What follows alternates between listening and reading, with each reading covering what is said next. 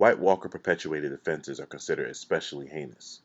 In Westeros, 4 dedicated friends investigate and discuss these vicious episodes as members of an elite squad known as A Podcast Has No Name.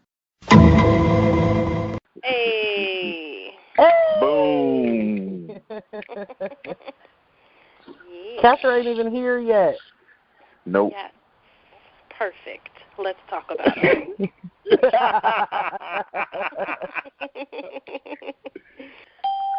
Oh, okay. I There this understand. nigga go. Welcome. Hi. Thanks for joining us. Wait.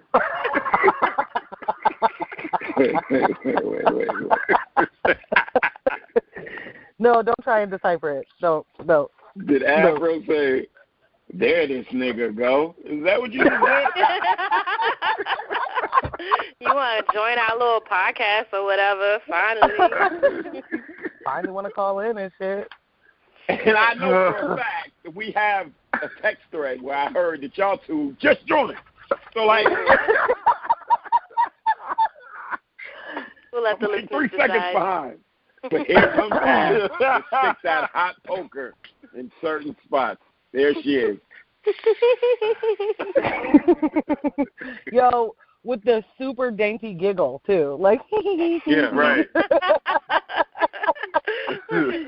oh, Like, y'all That's would funny. come by, and I'd be, like, zipped up, draped in leather, and she's giggling. You know, yeah, those type of things. yes. Zipped up in airtight leather in a box. He's ready for the podcast. All right. Okay, good afternoon, folks, and welcome to our great podcast. The greatest thing. Because that's how we greater than ever the world. started it. It's greater than the world. It's great. All right. Okay. Let's introduce ourselves and tell the people out there who we are and what we represent. This is Afro, as in Aphrodisiac, and I represent that good 215-250-150-510. I forgot the area code here, so. Woo! Well, you can use the 510. That is a good representation. No. All of the zip codes are where she stays at. So 301. There we go. I'm ambushed. I'm not doing all those things with the zip codes. I'm Curly Castro. Morgan, and we are A Podcast Has No Name. Yes. With a remix theme song. A podcast Nope. has no name. Don't Yes. be playing them games. Hey, Podcast has no name. uh, Don't be playing them games. Game of Thrones. Game of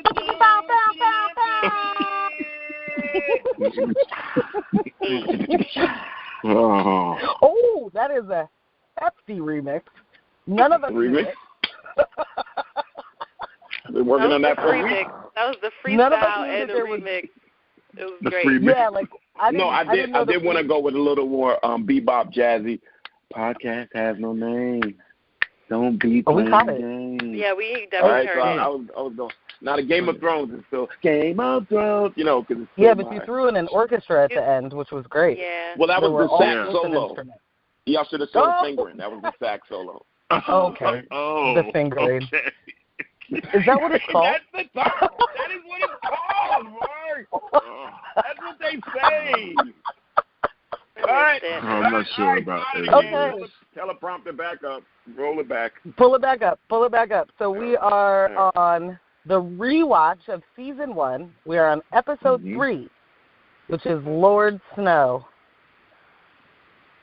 And we open with Ned arriving with his girls in King's Landing, immediately summoned to the small council.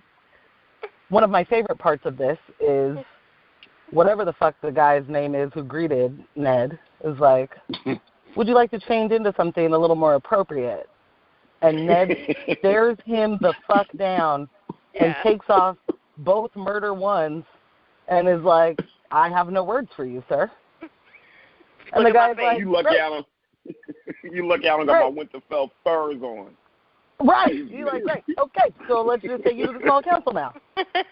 Also, as he starts to walk away, I'm like, he's wearing the sideways cape. I'm pretty sure these are his dress clothes right now. This is not just riding gear. Yeah. There's leather, there's a sideways cape. I mean, he's doing his damn thing. Maybe you can give him a ponytail holder. That's about all you can do for that right now. Yes. But we noticed that they keep hammering home the difference between the houses. So, you know, Ned is more leather clad, built for the winter. Winter is coming. You know, that's, we're ready to fight and all that stuff. And, you know, down at King's Landing, which is more Lannister than Baratheon, I might add. I always want to keep bringing that up. Very golden and red. As you should. You know what I'm saying? You want to get dressed, sir, the water bearers and things of that nature. So Jeff definitely just highlighting the differences between houses. Yeah, I missed the sideways. I missed the sideways cape. When he walked through, I was like, oh, snap, I forgot he used to rock his joint like that. Oh, man. Like, all of these Ned scenes, even the way he responded to that dude, it's just like, this is all the Arya we're getting right now. This is all of it. All the little one-liners and just the slick shit. I'm like, oh, this is great. This is wonderful. And some Sansa, too. Like, Sansa echoes her father in her, modern day. Yeah. I mean, not to give her too much credit. I know we don't like to do that here. No.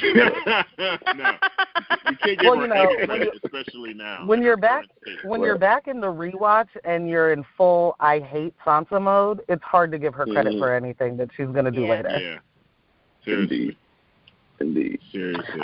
So the guy starts to take him in, and Ned goes into the Lannister castle, or the Baratheon castle. Mm-hmm.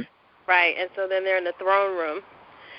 And, that's really interesting because you're reminded, again, that Jaime's a dick. Right. Like, oh, right. You haven't, had your come to Jesus or whatever moment that was for you has not happened yet. And Jaime is talking about the stern northern leadership and, the throne shits and who wipes the hand wipes it. It's just like, damn, Jamie, I just got here. I've been on the road, But fucking Ned is just right back and forth with him, He's like, yeah, you've had a bunch of opponents. Probably not one like me yet, but I see you wear that armor at all times. And then they have this history lesson moment, which for me in the beginning was very boring. I was just so over all of the dialogue that used to happen, but I didn't realize how much schooling they were doing, especially in the first season. And so that's where you get introduced to the fact that the Mad King burned Ned's father and killed Ned's brother, and so you're kind of like, oh, okay, blah, blah, blah. And then they are talking about, a servant of being a servant of justice. He's like, yeah, Ned's like, yeah, he served you well, or you served him well when serving was safe, Oh. Hello. Yeah, that was a little Hit you with the third-degree burn. Right. Right. And Jaime also said something during that scene where Jaime's like, would it have been better if I stabbed him in the belly as opposed to the back, It's like, you little bitch-ass Jaime, the fuck out of here. Let me get to my fucking small council meeting that I don't even know yet. It's going to be some bullshit, but let me just get there, And so it's a nice reminder for me of how much of a jerk that fucking Jaime was. Jaime was the fucking... There were so many people to hate in the first season. Yeah. We watched people transition big time. We watched all the different relationships and things that happened to them completely just change our opinion of these characters. We watched them grow. Absolutely. Because, we hated the fuck out of Jaime. Sansa was getting on goddamn nerves. But now, like, look how far, Jamie has come. Like, seriously, he's a brand new dude, damn near. So, small council, we see Varys. Even the way he greeted Ned was a little bit funny to me. I was like, it's almost like a different Varys. Like, you're a little bit, you look super sneaky with your greeting right now. Oh, man, he's all halfway bowing. And I'm like, chill out, bro. Dial it back a little bit. Dial it back just a teeny. So, Renly, that was great. Totally missed Renly. Totally. I forgot about Renly. You completely forgot about liking Renly. Completely. And then, it was to see Littlefinger after we just watched him die. It was like, oh, you know what's coming for you, boy. Yeah. Right about, yeah. All the stuff you starting right now, oh, you're going to get it so good. You're going to get it good. And then we got Castro's favorite character, Pycelle. Mm-hmm. The first thing that came to my mind was Grand Maester Pycelle. Grand Maester Pycelle. So first thing that came to my mind. Bitch ass. No, his real title. His real title is bitch ass Pycelle. Okay. That was put in the documents, the dossiers that y'all all received before this episode. His name has been changed to bitch ass Pycelle. Here for it. So, I'm here for it. Again, seeing a lot of these characters for the first time, the things that pop into my head are like the most memorable things that we discover about them. So the fact that he's faking being this old and run down, and he's like, let me get this. Oh, yeah. Dude, you have all the strength you need. There is nothing wrong with you. Your chains ain't that heavy. You playing all these games. Like, this is, cut the shit. So the Ned's, he's going over the bills, and he's like, okay, so we're $6 million in debt to the Lannisters? What we're not going to do is have this celebration. That's what's not going to happen. And everybody starts bucking back, and he just shuts it the fuck down. And I'm thinking to myself, we know Ned's going to die, but if he was not going to die, he'd have been an excellent hand. Like, excellent. He'd have shaped not necessarily, because no. Well, we'll see even further through. Like, this pride and honor thing of the Starks and Bound, when they get there, they're not learning the game upon foot on land. They're not learning the game. Everybody in the council is in on something else. Well, yeah, everybody in the council is in on something else. And Ned coming in being honorable and strong. Oh, you think today they were $6 million in debt to the Lannisters? No.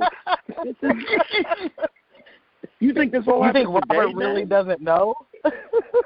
when you were offered to change your clothes earlier, you think that's when this happened? This been there. And I'm not saying just go along with whatever, but you're starting to see that theme of Ned trying to do the honorable thing. It's funny we're making that the sarcastic word, but that's not how you play the game. Even Cersei's already playing the damn game, and Ned's still hard. This is a travesty, already. You just got there, buddy. I think if there was some silent and strategy about Ned, then Eddard, I'm saying his name twice, but whatever, he would still be with him. But there was none. You know what I'm saying? And that, not so many cues in the acting, but that is something we noticed that Littlefinger immediately picked up from this guy. Yeah. Oh, yeah. You know what I'm saying? Yeah. He set these dominoes in motion, and when this guy got to the Capitol, he read him and sized him up from gate. Yo. Yeah. When Littlefinger brought up Cat, I'm like, dude, you are so drawn. Oh, you're reckless. So drawn. But wait, some more of your history, Av, because isn't this when, or am I jumping ahead? Isn't this where Littlefinger explains that it was Eddard's brother that sliced him up when they were young? That's when it happened. Brother. Yeah, he explains it there. No, Eddard's brother, because Cat was first betrothed to Eddard's brother, and then when he got killed, she got repurposed to him. Okay. Yeah. Mm-hmm. Yeah, he brings that up immediately. He's like, I got a cut from my belly to my neck Look at me. Girl, you heard of me. Look at me. I used to love your wife. I've been fighting for your wife, though. Yeah. You know what I'm saying? You funny man. You're a funny man. I haven't seen it. The way that he said it, too, like, that's jumping ahead. Yeah, that's right. Funny man. Funny. You're a funny man. God damn it. That was so cute for me last night. Anyway, the thing that was crazy to me as he's saying it, as Baelish is saying that, it was like you can see the slime on his face. Like it comes out as he's just breathing. It's so gross. He looks like I finger fucked your girl when we were in 8th grade. Yeah. Right. Yeah. And I'm going to hit that at some point. Is the title of the episode. No, it cannot be. Finger fucked your girl in the 8th grade. And a picture of Littlefinger and his nasty ass. Marketing plan, check. Promo done. We got a winner, y'all. Terrible. But seriously, he's so gross as he's saying it. Like, I felt terrible for Ned that you still have to listen to it. Like, you have to look at him while he's saying this and not rip his throat out in front of the rest of these people. Right. He had to count. He could very easily count on Ned's composure as he just poked and poked and poked. Oh, my God. And we'll get back to that. The other thing I thought was funny in that scene, you brought up Varys earlier and how his greeting was so drawn, and Ned was just like, yeah, I wish you would have had all that for the butcher's son. Anyway. Hello. Another third-degree burn coming off the Lord of Winter. Just throwing out icebergs all over the place. Oh. Yeah. Yeah. Ned plays no games, man. So then after that, we cut to But it was Cersei. funny, too. I'm sorry. They sat at that table, and as soon as they got at the table, they were like, yeah, we're lords of small matters. Let's have a party.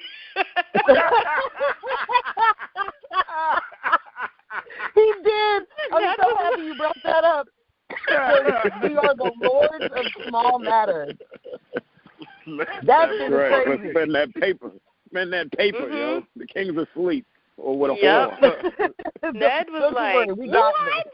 Ned was about to fucking Bill Clinton that budget and balance the shit out of that motherfucker. Yo, he was about to have y'all with a whole surplus. And you had to kill him. Exactly. You had to fucking kill him. Because when he came in there, I'm sorry, I'm going back to this. Right. When he came in there and they start talking about the party, and he's like, all right, so these are the gifts, the awards or the prizes for the people that win. They'll get 40,000 blah, blah, blahs and 20,000 whatever. And they're like, oh, I don't know if we can swing that. Right. Yikes. We'll have to borrow from the Lannisters. It takes him no time to look and be like, oh, wait, so then we don't do it then. Like, instead of running and borrowing the money, we don't do that part. Why is that hard? Right. Yeah, celebrations it was really for me. interesting. I cannot be celebrated. Them calling themselves Lords of Small Matters was really them being like, we a bunch of petty motherfuckers, and we really Lords of Small Matters in other ways, too. Because all we do is, like, fucking scheme on little dumb shit that's going to blow up later. Yeah. Really like, can y'all imagine the small council without Ned? Like, where were they going? Were they giggling?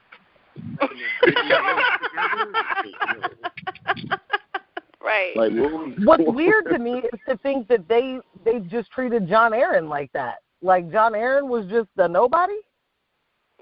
Maybe, like I'm saying, I wish we could have. Because he was the hand, right? Yeah. Right. Yeah. So it was John Aaron sitting there, but again, it was so we're still learning. John Aaron there, y'all still acting like full blown assholes.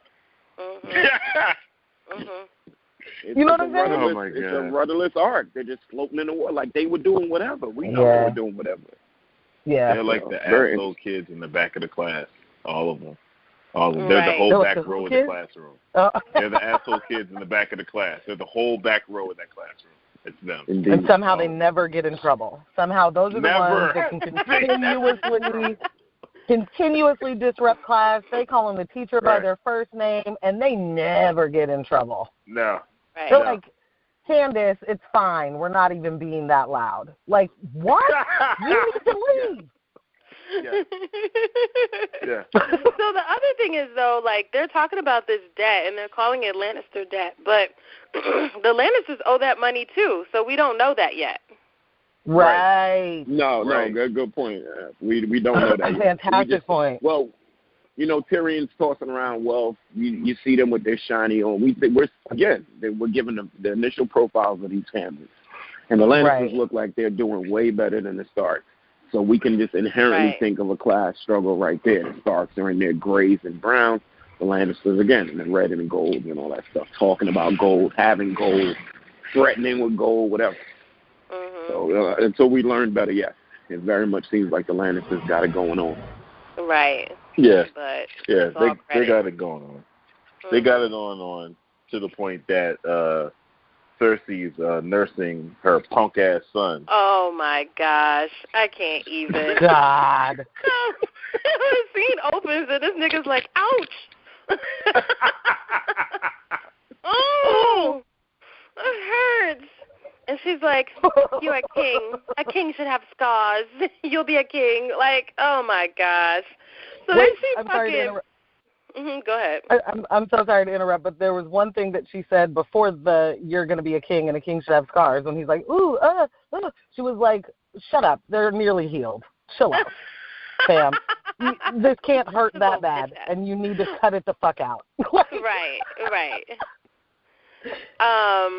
And then she fabricates a whole story of what really happened. Like, this is what you could say. You killed the beast. And you spared the rest of those lives. You're a rebel in training or something. And, like, you can make up your own truth. And he's just, like, looking at her like, bitch, are you serious? But that do sound good. But, like, are you really serious? But that ain't what happened, though. Right. But it do sound good. And then you get to, like, for the first time hear Joffrey talk about how he actually hates the Starks. And, I mean, he probably hates everybody, to be, quite transparent. But, he really gets into how he hates them. And do I really have to marry Sansa? And she's like, yeah, you got to marry her. But you can still do what you want because, you popping. You the king. You going to be the king. You can do whatever the fuck you want. Exactly. So you make some babies, and you can sleep with painted whores or noble virgins, whatever you choose, but the world is going to be exactly the way you want it to be because it's your world. And, speaking of Sansa, do something nice with her. And he's like, oh, do I have to? Pass, Afro, hard pass. I don't want to do this. Right. What was confusing to me was he kept refusing stuff like he had something better to do. Like, what are you doing? Do I have to marry her? Oh, you got someone else lined up? The brunette downstairs? What do you mean, just chilling that you're in love with? Right. What are you talking about? Which is interesting that you say that, though, because, I guess the Starks and the Baratheon Lannister houses were close, but since we know that he does end up marrying what's-her-name, and they were getting all of their wheat and grains and all of that shit from them, that seemed like that could have been another, natural alignment to, be like, oh, you're actually going to marry this? But not with Robert alive. Right, not with Robert alive. You're right. Mm-hmm. Yeah, not with Robert alive. But you're absolutely right. For the Lannisters, yes. Right, for the Lannisters. For the Baratheons, no. Right. And then remember she's asking him, so, what would you do if you were king? How would you handle it? We have a role play session. She turned into Tywin so fast. Mm-hmm. No, this is. I know we don't know it. Hilarious part. This is the most hilarious part of the scene when he starts, laying out his well-laid plans. His plan. Royal army. And I crushed him. Remember when he says, What happens when Mama keeps throwing up these softballs at him? What happens when the no press? I crushed them with my 10,000 men and all this other shit. And it's another little quick lesson about. So yes, I agree with y'all. You're seeing Tywin in him, but you're really seeing Tywin in Cersei because she's really. No, that's what I was saying. I was saying Cersei turned into Tywin. Oh, yeah. Nice. Okay, yeah. Yeah, with all of that, and you just nailed it. Lobbing those softballs, like, oh, let me find out how much you don't know, real quick, because you don't know shit about war. So we'll get to that. Mm-hmm. Like she turned into just Tywin believes the super story. fast. That was all strategy. What I love early is you can really see how Joffrey is Robert's son, and a lot of that bravado he gets from him. But since Robert gets killed so early, we don't associate it. We just tie Joffrey to Cersei, like we should. But there's very much a little bit of Robert in there. We crushed, like that whole, I crushed him. And he stands up on his mother. And what did he say? Women are, Women are weak creatures. Does he say something? Wailing for, he says something in that. I hate the wails of women. Yes. He's like, what? They're talking to your mom. Like, come on. But what he meant to say is, I hate women. That's it. Yeah. It's not the wailing. It's not. I just hate women. I hate the women of women. Period. That's what he wanted to say. Yes. But no, it comes up seriously like a disorder. I hate women. Like he would be a serial killer. Yes. If he was like be a Dahmer or a Gacy or whoever. He'd be killing women. He kind of does become that later, right? We see some of that kind of coming out of him. Yeah. With the certainly bow and arrow and shit. Yes. But I mean, like that would be his thing because that seemed like his thing, and because he I think when we see this later, like you alluded to it, he loves torturing Sansa. He wouldn't have loved killing her or getting rid of her. Mm-hmm. You know what I mean? He wanted to keep her around. The torture was what was getting him off, obviously. But, two things I want to bring up. I'll start with this one. So he refers to 10,000, an army of 10,000, and later, like seasons later, when Cersei starts talking about the Gold Company, she also talks about an army of specifically 10,000 people, doesn't she? Yeah. I think that's close. Yeah. Well, also he was alluding to, I guess he thinks that the army is also feeble, like they're just peasants, they're not like trained, all warriors from first man to 10,000. But yes, when she mentioned the Golden Company, Yeah, I just thought that number is something. Because she does. I think she does say the Golden Company is 10,000 men or something like that. Right. Mm-hmm. Yeah. So I thought I see the parallel you're putting. Okay. Yeah. Anyway, so the scene ends with I forgot what he proposed to her, but like something about like what about our enemies or something, and Cersei's like everyone who isn't us is an enemy. And he's he says, are you saying he's saying Starks are enemies. Yeah, are you saying the Starks? Are you admitting it, Mom? Like he wants her to admit. Yeah, he said Starks so. You agree the Starks are enemies. Yeah. And she broadens like it. Everyone who isn't us is our enemies. And it's just parenting at its finest. Like I hope that one day I can. You aspire. I can't even get that out, right?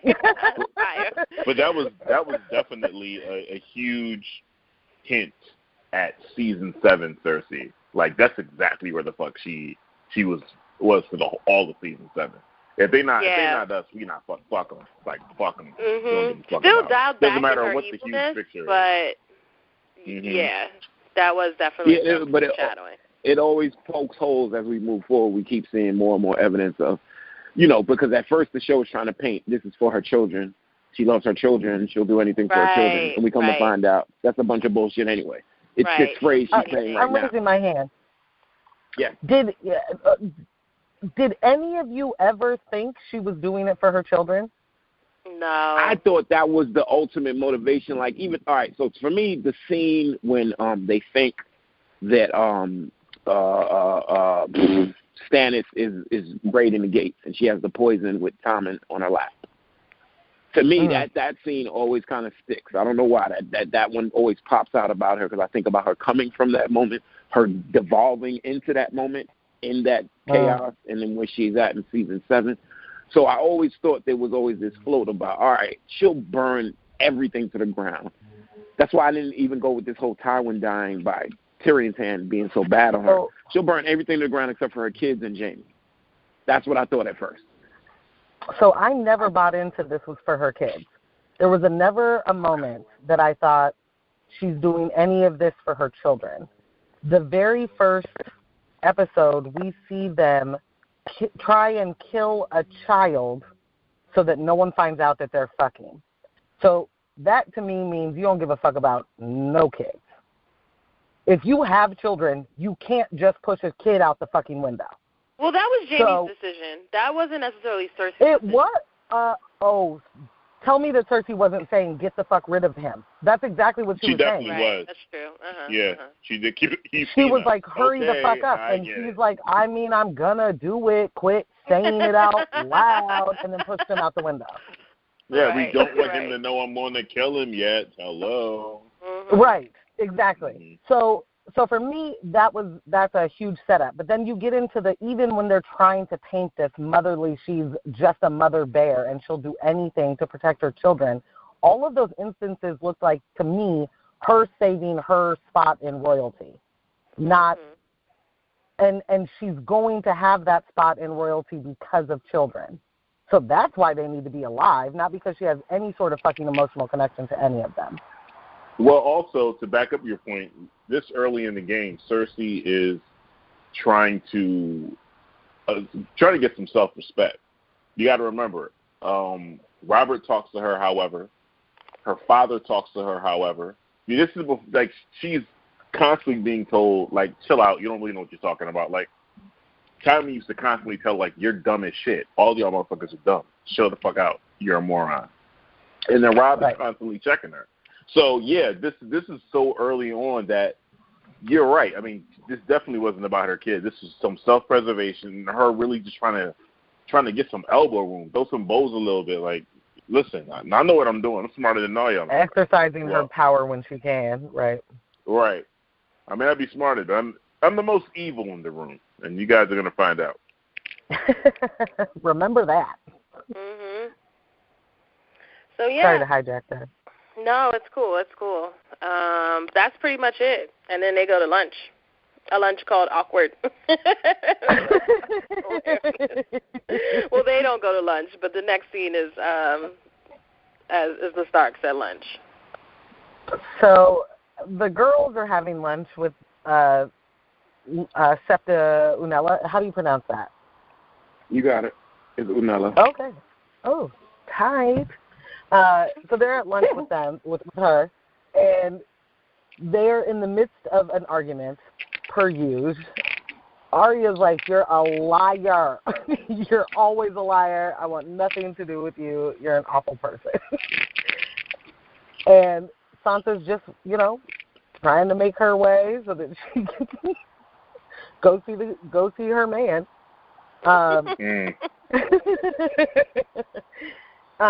So there's a moment when Ned comes in and he gets them to quit arguing, finds out what they're arguing about, and he sends Arya off. Is that right? Or does she get up and leave? No, he sends her off. He sends her off. Send her She's off, playing right? with the knife. Yeah. Yes. Oh, yes. Yeah. She'd rather act Arya's like over there trying to... What are you doing? I'm preparing. What? To murder the prince. Okay. Chill out. Right? Okay, you're done. It's like the beginning of her list. Yeah, well, also, the beginning of her list. Yeah, well, also, she doesn't have any I love the afro. She doesn't have any decorum. That okay, so you see how Ned switches on and off. It's just like you don't curse around your parents. You can't talk ill of the prince, the king, the queen when we're here. And he always, if you notice, first I'll get to that. I have another point. I'll just say it right after. So he looks around, like, chill out, or you can't even say that stuff in jest. People have died for less. I would like to say that I don't know if it's George R. Martin's writing that's influenced the show in the beginning, but the acting seems like at such a high standard. The pauses are so really good. the push-ins with the camera. I just feel the acting is like, wow. I didn't, you know what I mean? Because, as we get along, we're into a show. We sometimes don't have time to appreciate it, but we also know that the shortcuts and things that they do for a production as we move on. And I think back then when they didn't have the money, they really focused on these conversations, which eventually we get tired of, but the conversations and this richness and this acting, like I was just like sitting there like, oh, wow. This is, you know what I mean? I think that you have a fantastic point, and I want to add to it that there's so much story that there's no way they could have gotten away with not giving us this much dialogue in the first couple of seasons. You know, like as Afro said, it definitely sometimes gets boring when you get to the end and you think you've known everything and you start over. You've missed a lot, number one. Number two, that dialogue is the most important thing ever. Like, I'm hanging on every last word. Like, oh, my God, that went all the way to there. So they couldn't have gotten away with it if with less dialogue. So I think that is a true testament to George R.R. Martin's writing, number one. And there's just so much story that we had to have this much dialogue. We had to. I don't disagree at all about the acting. I definitely feel like this is almost a little bit a different show. And it could be that there are some people that are dead. It could be just, development of certain characters. They're not, like, Jamie isn't as much of a dick, so you don't hate him as much. And the acting is different. That doesn't mean it's worse. It's just completely different. He's a totally different character at that point. You know what I mean? So I think there's a lot of factors there. That's all. I agree.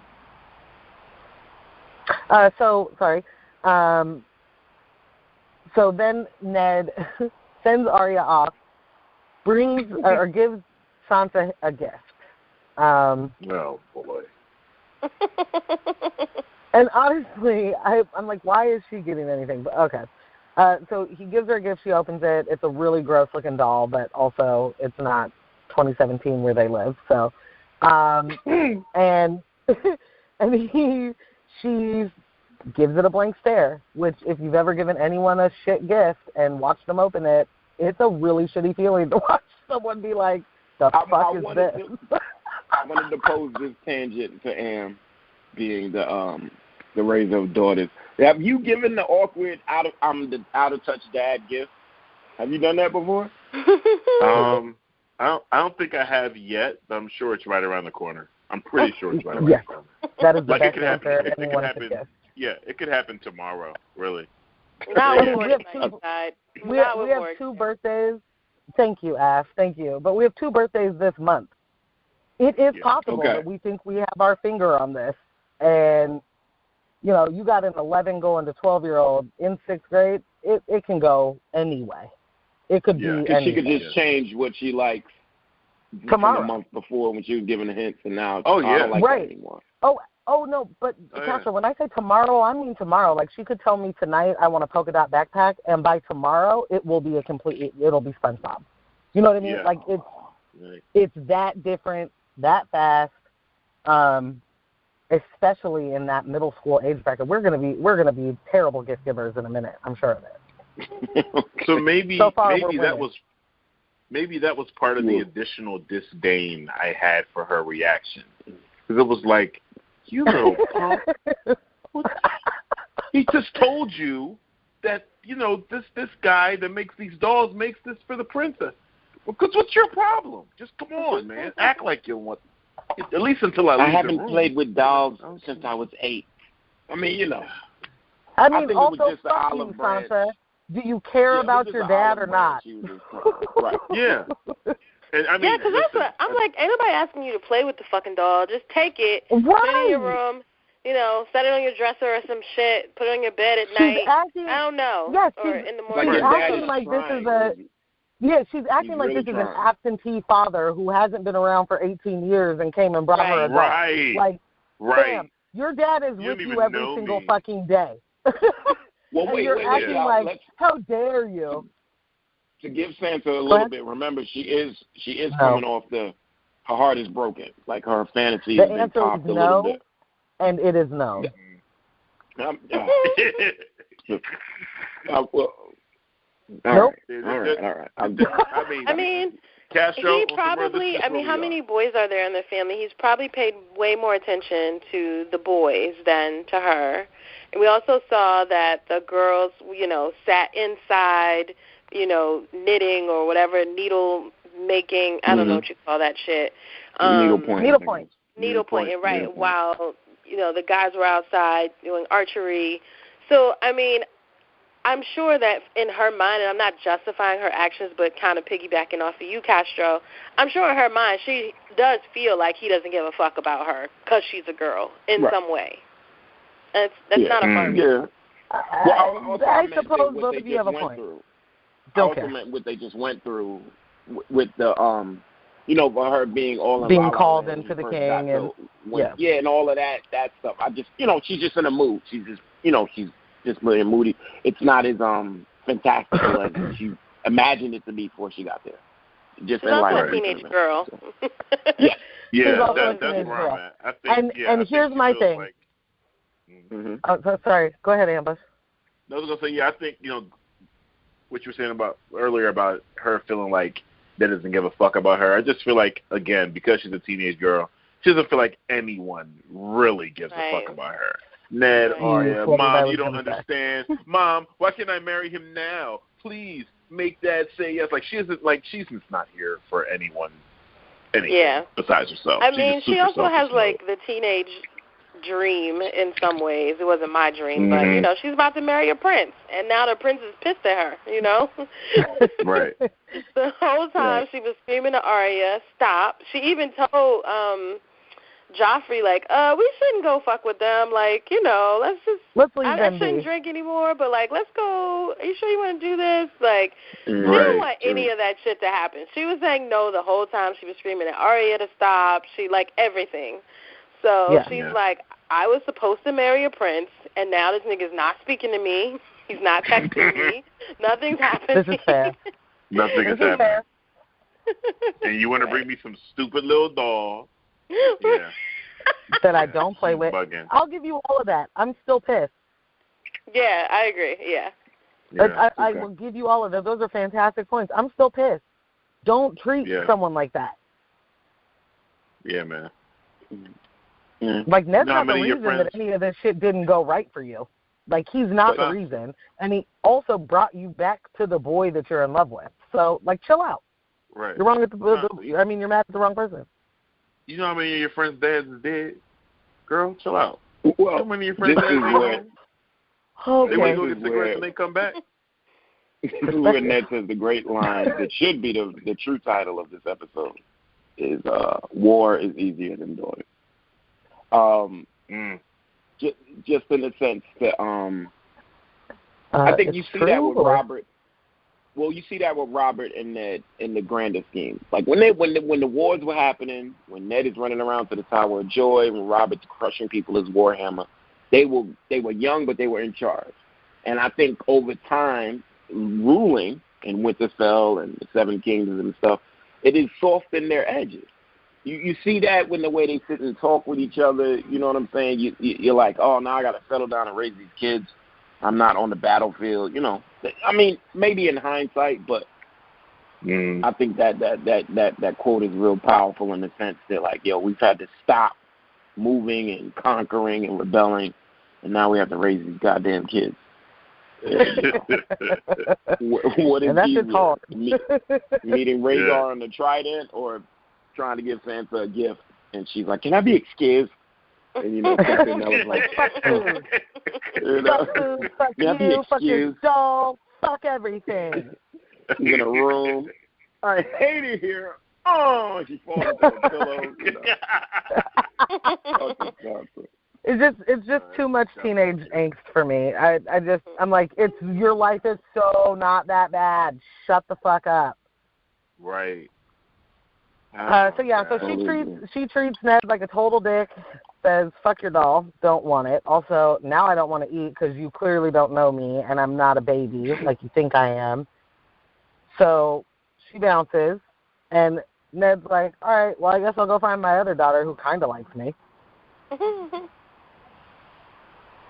All right, so he knocks on the door, and I think Arya immediately thinks it's either Sansa or Septuagint. Go away! Leave me alone and stuff. She's playing with needles. It's just like anything, I didn't live in a house with a lot of other people when I was old enough to, for knocking doors and stuff. But I can imagine if you live in a house with maybe one sibling and then there's other people moving around and you don't want to be bothered, you get that knock on the door. Go away, leave me alone. And then you hear it's your father. Arya, open the door. All right, let me stop playing now. So she opens the door. She has a needle in her hand. When I first saw this scene, and even when I watched it now, I thought she would hide it or something. Right. But she made no attempts at hiding it. So I showed you a little something about her. And as Ned comes in there, he reiterates, this is not a toy. Where'd you get this sword from? She never says that John had it made for her. I don't know if that's significant or not. She never mentions that. But they just get to talking about this sword. And, just a conversation between a father and the daughter who's like his son because she takes the most after him. Even above Bran and Rob, he's looking at his mirror right there. And when Ned is talking to Arya, and even more so when he gets to the end of the conversation, but I'll just say it now, you're always feeling that there's that dread that I see where she's going. She's going to be fierce like me, but I really don't want her to do that. I want her to be this lady because I feel like that's safer. I don't have to worry about Sansa in the way that I worry about Arya as she grows up. I'm not saying that Ned foresaw her being a faceless man or whatever, but just like I want to give my daughter everything she wants, but I kind of don't want her to do this because it's unsafe. I don't think he ever was discouraging her being a tomboy, being a good archer or a swordsman. And also, this just came to me, his sister, Lyanna was a great rider, swordsman, archer. She was like a wild, they call like the wild wolf, I think they called it, was a nickname about her wolf friend. Yeah. And she's the Knight of Flowers or something. Mm-hmm. Right, that she could have been that one because they never figured out who that person was. And I'm not saying he saw his sister die in the field of battle because she didn't. He saw her die and giving birth to John. But there's something about, I don't want you to be my sister. When we see the flashback about Hodor in a couple of seasons, she's wearing what Ned wears, the leather, riding the horse in. She's riding around him and stuff. And maybe there's just some hesitancy to see his youngest daughter, who's pride and joy because she's just like him, turn into his warrior sister and end up dead. Mm-hmm. I went real far deep, but I'll bring it up again because I think it echoes something later in the episode as well. Oh no, definitely, okay. I agree. Yeah, and then she says needle, I agree, and he says a sword with a name, so he already knows she's taking it seriously. So I like that he picked up on that, and he also reiterates what I talked about earlier, like when your sister was called before the king, the queen, and the prince, she can't talk ill of him. She's promised to him. You got to start learning this game, Arya. That's what he's saying. You can't just speak with your emotions. And then also, there's another great line. This is a really good, powerful scene here. He says, I'm sorry, and I know I want to keep you safe, but I brought you to a dangerous place. Yeah. Hence why he's letting her keep the sword. Hence why he's being truthful to her. The underbelly of this Lannister versus Stark conflict. I unfortunately, thinking I'm exposing my girls to something they haven't seen since they've been born, in the capital and all that. I didn't mean to, but I brought you to this really dangerous place. So I need you to have your wits about you. I need you to watch your mouth at times. And I need you to protect your sister. We can't fight amongst ourselves. He says that too. Because we have enemies right at our table inviting us to eat. So we can't be fighting with our sister. You got to hold them down. You know what I'm saying? And I find it interesting that Ned totally gets and grasps that part of the game, of playing the game, and then so much more he just refuses. Because I don't think that he at any point doesn't know he should be doing certain things. I think he refuses those things, and that's where that honorable part comes in. Like, it's not the right thing. It's not that's the wrong thing to do, so I won't do it, But this in particular is just like, that's just common courtesy, so it really doesn't stand on ceremony the same way or something. There's something that's totally fine for this part. It's just, being civil. And he grasps that and is teaching it to Arya, who he, like you said, sees himself and his sister in. So, I don't know. I think it's weird that he doesn't, or that he has such a hard refusal for other parts of the game, but instills that in her. In those political matters, though, more, I think he is gifting Robert more honor than he shows. There's a lot of situations where he's like thinking Robert would be of like mind in these decisions he's making. He comes to find out that's not the case, right? So he's giving Robert all of this stuff, so he's not thinking he's out on a limb in this weird old small council. Robert, of course, thinks this way. I'm just speaking for him, right? And he's looking around like, right? And he's coming to find out, Robert's an absentee landlord. Part of me, again, and this is a big thing, and I want everybody to kind of chime in if they can. He's the king, right? But he's clearly cheating on his queen daily, right? There's bastards all over the capital. He does things when he's out of town. Because he's the king, is that just accepted? Oh, that's the king. We just looked the other way. Like, I feel like, but isn't that disrespectful to the queen, or is that he's the king? Yes. And it just all of those things. Patriarchy. Yeah. All of those things. It's unacceptable, 100%. But he's the king, so it's acceptable. Right. It's completely disrespectful and embarrassing for her, but he's the king, so it's acceptable. All of those things. It goes back to that civility that Ned is teaching Arya. You just don't speak ill of him. So he's the king. He's the highest in this land. We're just going to leave it at that. We all look the other way when he's being a total fuckwad. Yeah, Robert's out here on his 45 shit. Like, straight up. There's so many things that would be completely inexcusable and unacceptable. But because that's the position he's sitting on the Iron Throne, we just pretend like it's not happening. It would be like Ned is going through it because of the infidelity that he has to portray in order to save Jon. Whereas Robert has bastards littered throughout King's Landing. Littered. And then as he's going other places to visit, he goes to Winterfell with his entire royal court. He's kissing on other chicks right there as they're eating. Like, it's no big deal. Yeah. No big deal. Yeah. It's the king. There's no dishonor in it whatsoever. Oh, it's the king. Totally fine. Don't worry about it. Yeah. Let's just talk about something. And I'm speaking from acting like I'm uninformed. There was a ruling class, the Targaryens, where they were marrying their sisters, and they did what they wanted, and then nobody said anything. It's like the whispers or whatever. Sure. All right, and again, just to reiterate, this is Ed and Arya talking, and because I even have in my notes here, a needle, not a lady. It's just another situation where she's just not going to be that. You know what I'm saying? No matter how much you try to steer her that way, she's never going to be there. And then we go to the next.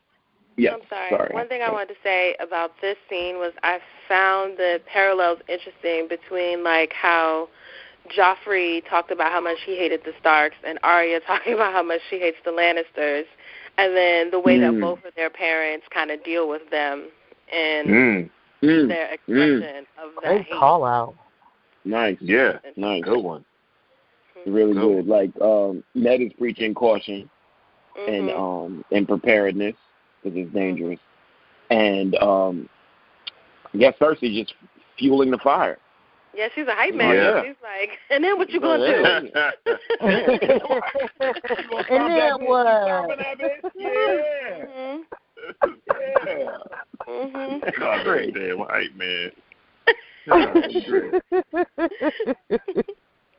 And again, after the dangerous place line, we cut, and now we're going back to Winterfell. And when we get to Winterfell, we're seeing old Nan, and Bran is awake. We know that from the last episode. And Nan gets to telling her story. Now, at first, Bran is like, whatever, until she starts telling him the scary story. And it's funny because it's like, as her voice kicks in, so does the music. And she's like, the long night, and there were some children that didn't know any sunlight from born to death.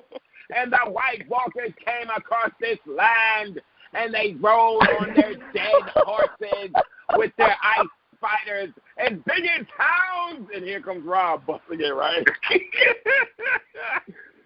And Brand is shitting in his pants, but we don't know because he's paralyzed from his waist down. Oh, so we don't know what it. Oh, wow! Too soon, Castro. Too soon. So wait, I want to back up because the scene opens up with Bran looking at a crow in the window, and later crow tight with these ravens, and so I'm wondering if there's any foreshadowing there.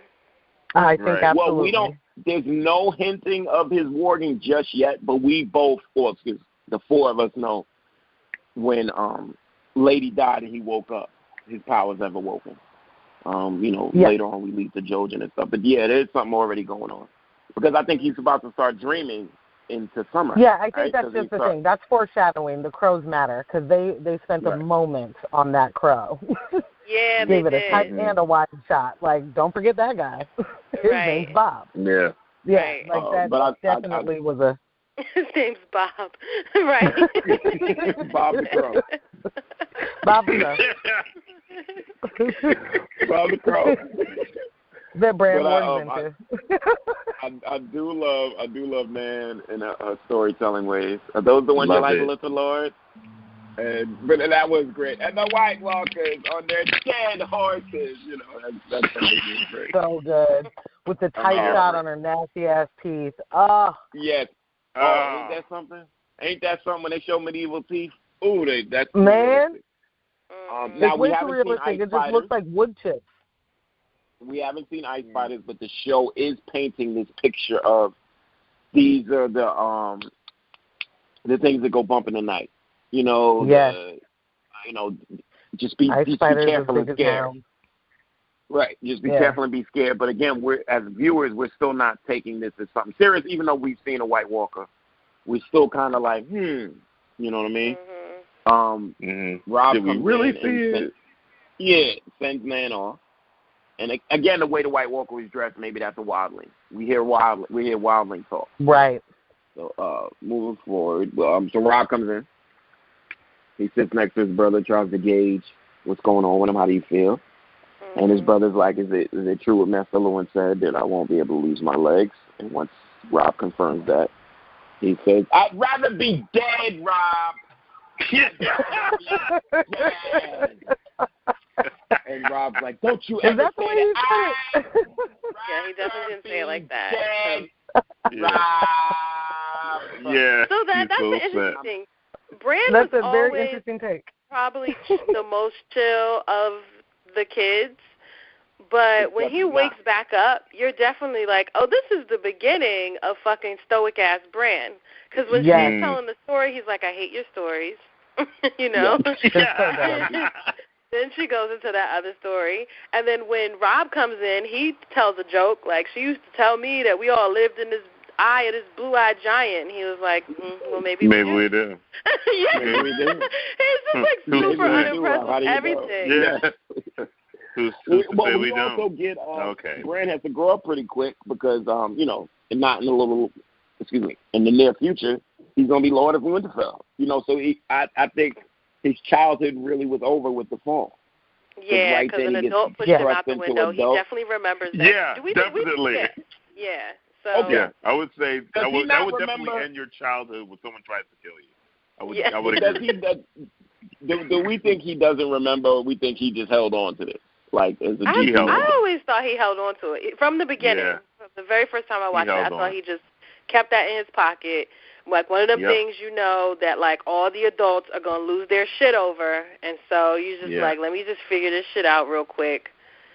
He knew he wasn't supposed to see that. Like, when he was balancing on the ledge when Jamie had his hand on his chest. Like, he's like, I shouldn't have seen this. My mom, and, that's one of those things. My mom told me, stop climbing. She just quit doing this shit. You know what I mean? Right. She quit doing this shit. And now I'm up here, and this is exactly why I shouldn't be doing it. Right. I'm scared of her because I'm going to get in trouble, and I'm scared because, again, that reverence, Bran probably understands it better than Arya. I shouldn't see the queen doing nothing. This is adult business. Like when you used to walk out as a little kid into your mom's parties and everything stopped, even a record would skip, it felt like to me. And everybody looked at me. What the hell like, what are you doing out here? Doing the fuck out here? Take your ass back to your room, Kane. You know what I'm saying? Right. Better shit. So definitely that from Bran. But yeah, Afro, I think he just definitely he had to grow up real quick. He's about to start doing adult shit. Then he goes on a run.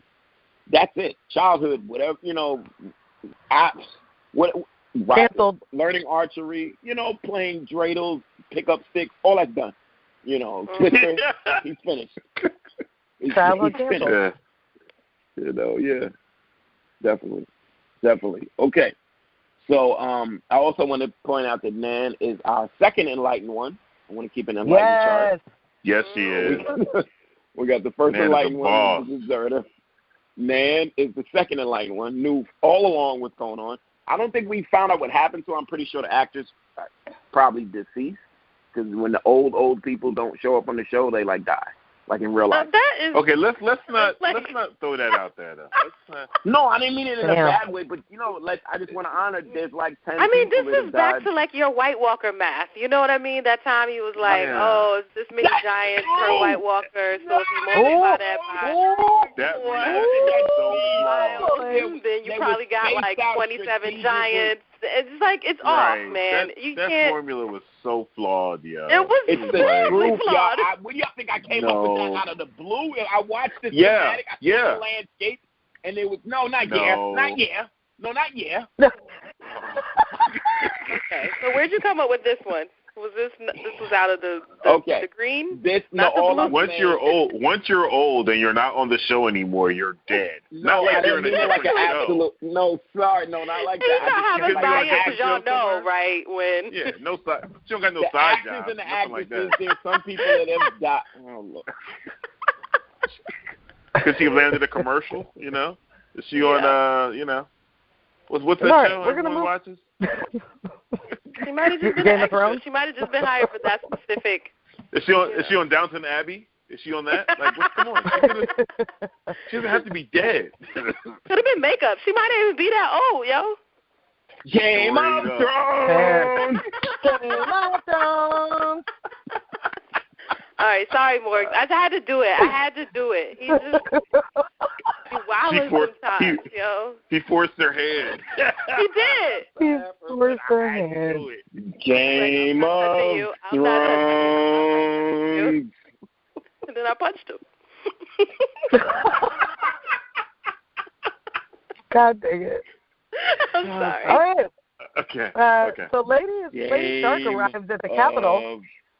Okay, sir. I'm here. I've done it. She's a real woman.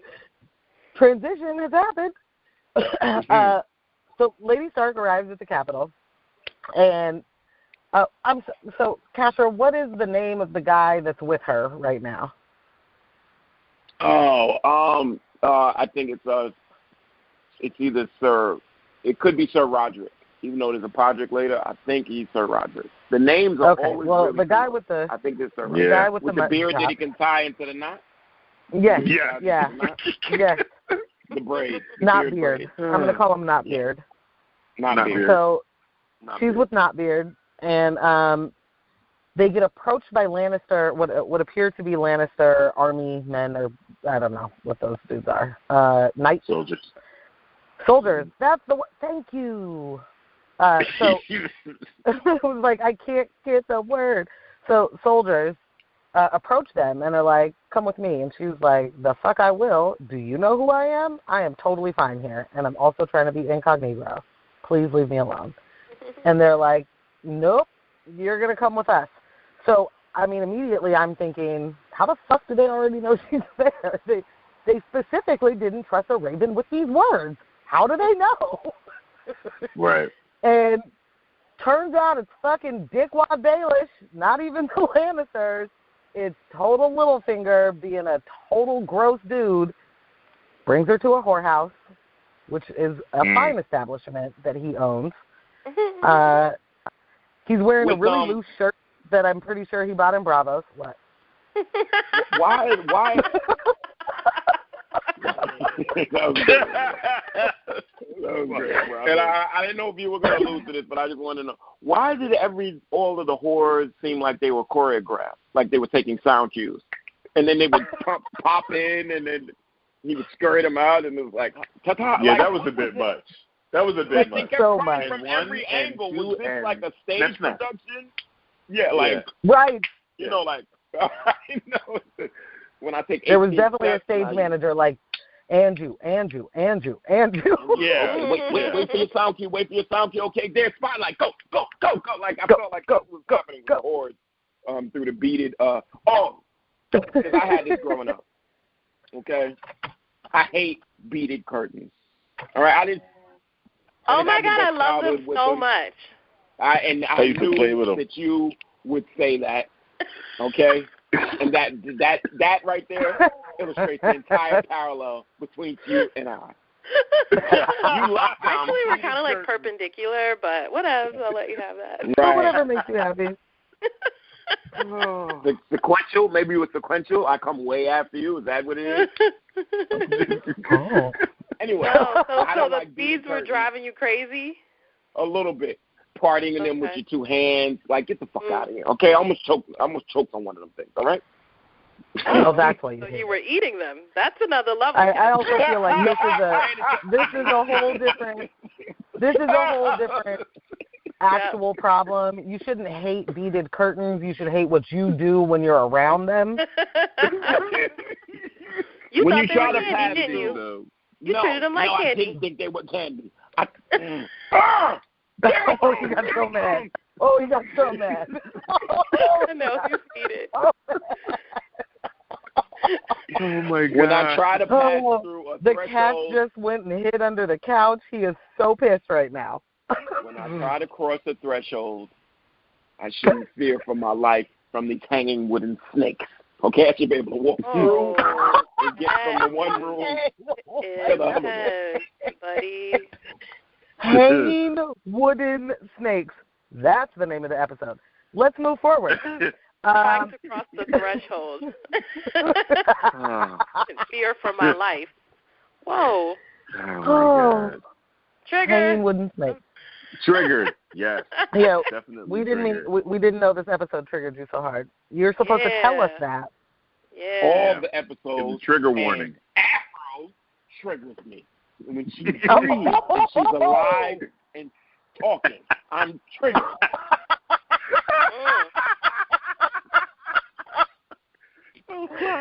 Oh, I can't wait. I can't wait for the get back of that one.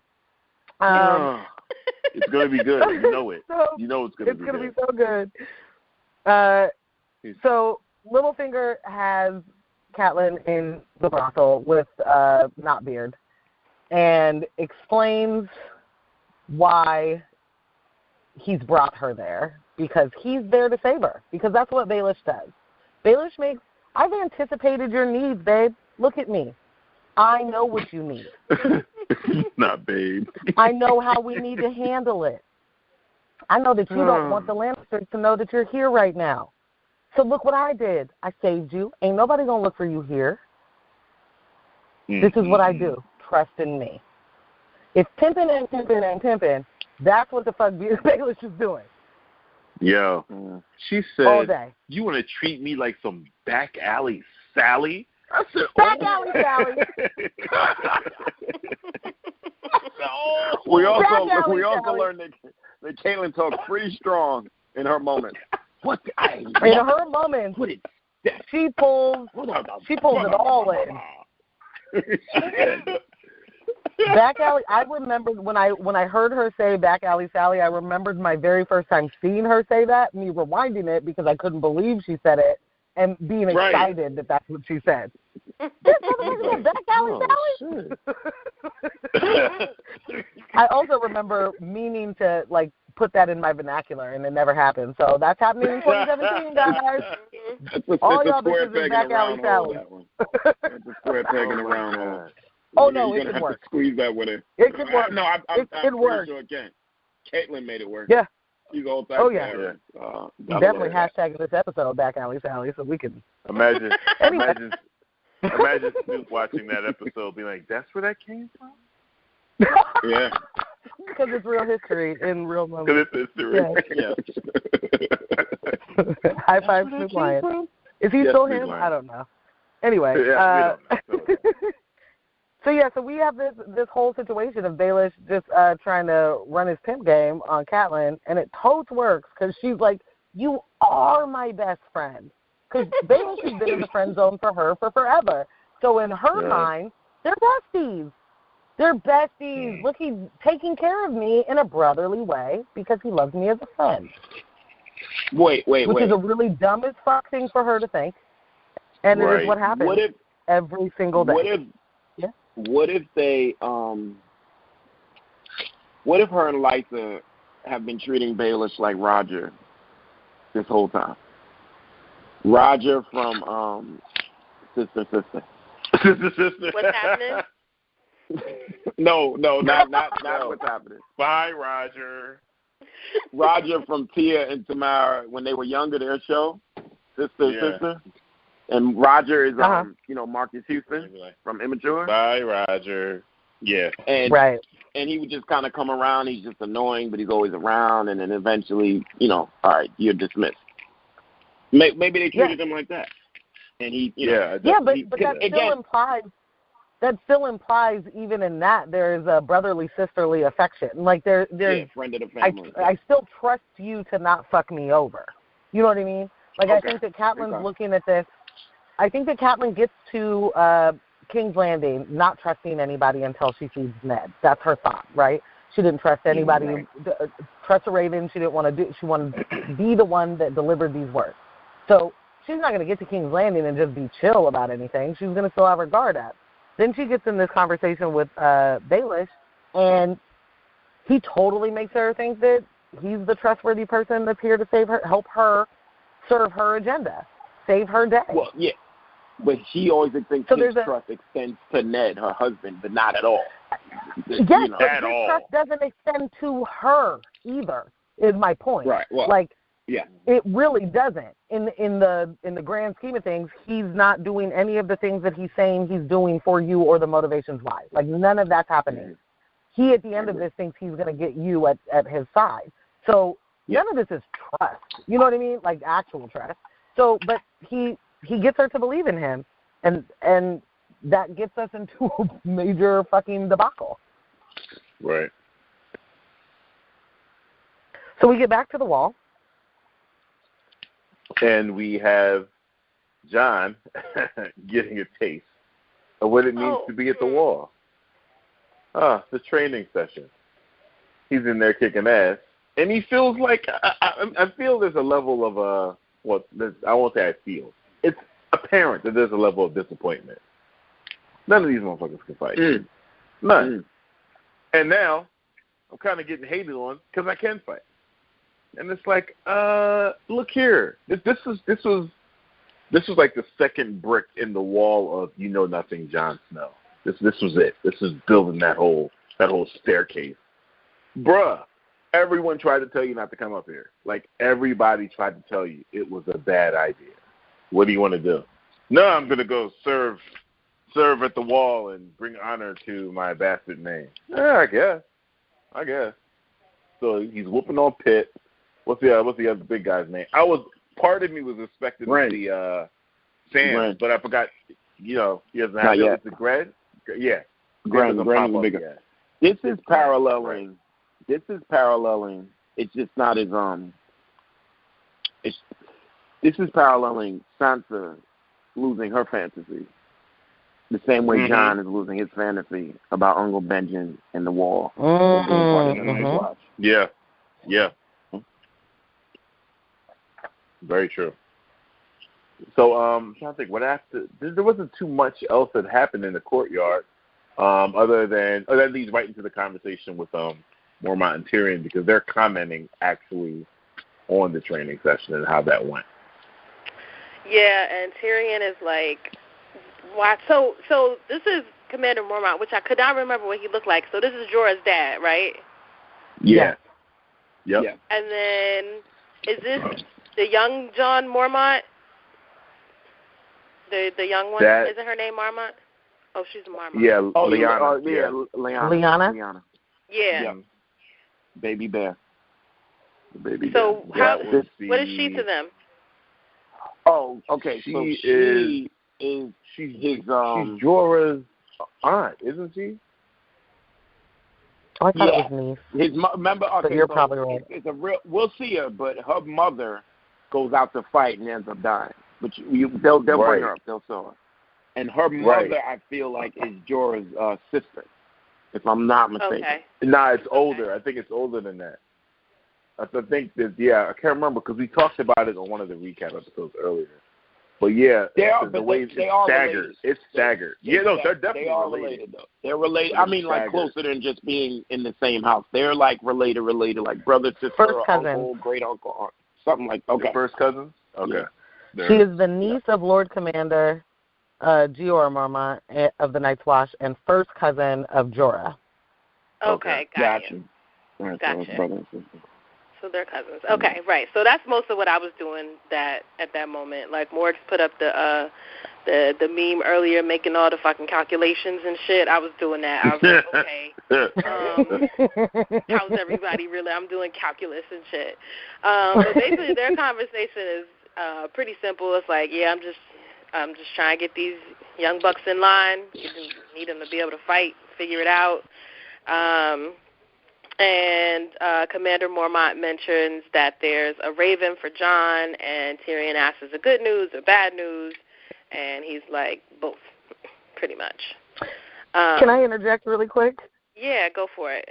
I absolutely love and hate how it's just known that everyone reads someone else's raven. Tyrion's a third party to that. Tyrion is a full third party. And he's like, oh, is it good news? And he's like, it's shit. So you read it. Now I know that it's not good news. Now I'm going to ask you what happened in there. You're going to tell me. There's a theme throughout this episode where people literally are just like, oh, yeah, I read the fuck out of that raven and just handed it to him. And here's what it says. There's really, that just showed us there is no privacy. And Catelyn, when she was like, I don't trust the raven with these words, she was right. Yeah, she was right. It's not that she don't trust the raven. Right. Right. So, I did one quick comment about that entire, both what I was just talking about and talking about where they're at, Night Watch training. And, the fighting looked super whack to me. It was just... It was just old, and maybe it was on some shit like Jon's holding back because he's the one who can fight and they can't. But it would be like he would swing a sword twice and then he would push them and then he would do it again and then he would kick them. And, that was, it just seemed so, it was like, okay, this has definitely gotten way better over time. So that was another little takeaway I had. And then Castro, your favorite homeboy, bitch-ass Pycelle and Lord Stark. I know you want to jump into that. So Lord Stark is, I think this is the throne room. I'm not sure because it's off-center from the throne room, but I think he's in the throne room. And Pycelle, his bitch-ass, comes limping towards him like he can't just come in a full jog. He's taking forever to bring him his raven, which we know, which we know that he read already. I'm at a loss because I know right after this, Baelish comes in and he says, wouldn't you like to see your wife or speak to your wife about these things? Man. He says, oh, my wife's at Winterfell. Oh, is she? And he walks off. But what was the raven? What was the raven initially about, though? That's what I can't recall. Oh, I think the raven was saying that his brother woke up. Oh, Bran woke up. Yeah, it was. It was Bran woke up. Yeah, so for Ned, it was that Bran woke up. Yeah, yes. Okay, gotcha. Yeah. Because Jon received the same message a little later as well, right? Okay. I just wanted. I didn't know. Okay. So then, Eddard filed. Well, again, I just want to reiterate, bitch ass Pycelle. Okay, he's limping. We learned he doesn't need to limp. Right. So I'm so forgetful in my age. That's a lie. You bitch ass motherfucker. We see you in the brothel, you don't forget, right? No, not forget none of you in the brothel. You got all the moves. With your buck naked nasty ass for keeping on your He do forget the money though. He do forget the money. Oh yeah. How about that? Yeah. Come back later for that. Whatever. Oh, you know I got you, boo. Is how he plays that one. I really despise this character, and I didn't even know it from the first time I was seeing him. I really despised him, and then he kept proving me right later on. Yeah. Pycelle, I really can't stand him. So then, okay, so then Baelish gives the slick line. Oh, is she? And he walks off, and Eddard follows Baelish. Still wearing his blouse. Still wearing his blouse. When he said it, when he was like, "Oh, is she?" and then walks off, I'm sitting here like, there's a million different ways you could have delivered that line. You wanted to do it with a slide. He wanted to do it with a snap and a twirl, Am. Snap and a twirl. Oh, is she? Oh. You don't know what I don't know. What you don't know what I don't know. Like, get out of here. You about to do it. I thought he was going to do a drop. I know, a dead drop. I'm sorry, Mark. I thought he was going to do a dead drop right there. So much. And you can see him do it, right, with that thing. Right. Oh, my God. Boom, just drop right on that leg. Hold the folder. Right? God dug it. We get so much joy out of the very next scene. Yes. Favorite scene of the episode. Yes. When he walks. It is the best scene of the episode, honestly. It's the best scene. It's the best. They're walking up to the brothel, and Ned's like, come on, bro. Like, what are you doing right now? Like, Excuse me, why are you bringing me here? Like, you got these games? And he chokes him right up. You're a funny man. You're a funny man. Right now, you funny man. Is it funny that you can't breathe, funny man? Yo, man. And can we just take a moment to note Baelish's shock and horror, because he honestly thought, well, I already know all of the things I know all of Ned's moves. He did not see that shit coming. He was like, that man is the king of composure. He's the king of composure. He won't do anything to me. And he yoked him up so fast. Funny man. You're a funny man. Yo, Ned was choking him so hard that it was hard for him to breathe. It was hard for Ned to breathe to get the words out. Ned was turning red. Yes. No, it was so good. One hand. I keep wanting to reiterate, one hand. He didn't even bring up his other hand. Funny man. That's all you need. Funny man. That's all you need. Snap your neck right here. You bring me to this brothel, funny man. Then you have the nerve to again. See, in Ned's mind, he was counting. How many times you gonna have my wife in your mouth? One, right. Two, Right. Three. Funny man. How many minutes did it take to snap a Bailey's neck? He was counting off in his head, ticking off. 1, a 2, a 3, a funny man.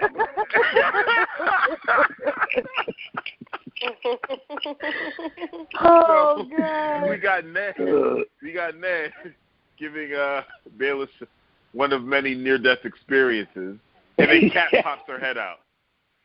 Ned. Oh. Out of the window. Oh. Out the window. Because she knew that her husband was choking Baelish right then. She knew. Here's the best part. The absolute best part. She could green see it. Nothing. Ned says nothing to Baelish. And walks inside. He just walks inside. He just walks inside. No, he drops his throat first. Yeah. He lets go of his throat first, and then is like, all right. And he might as well have dusted his shoulder off and walked inside. Like he couldn't have gave a fuck about what just happened right there. Notice Cat said Ned didn't say stop choking him. Just like Ned. No. Ned. She was like, hey, I'm up here. He was like, stop choking him and come up here.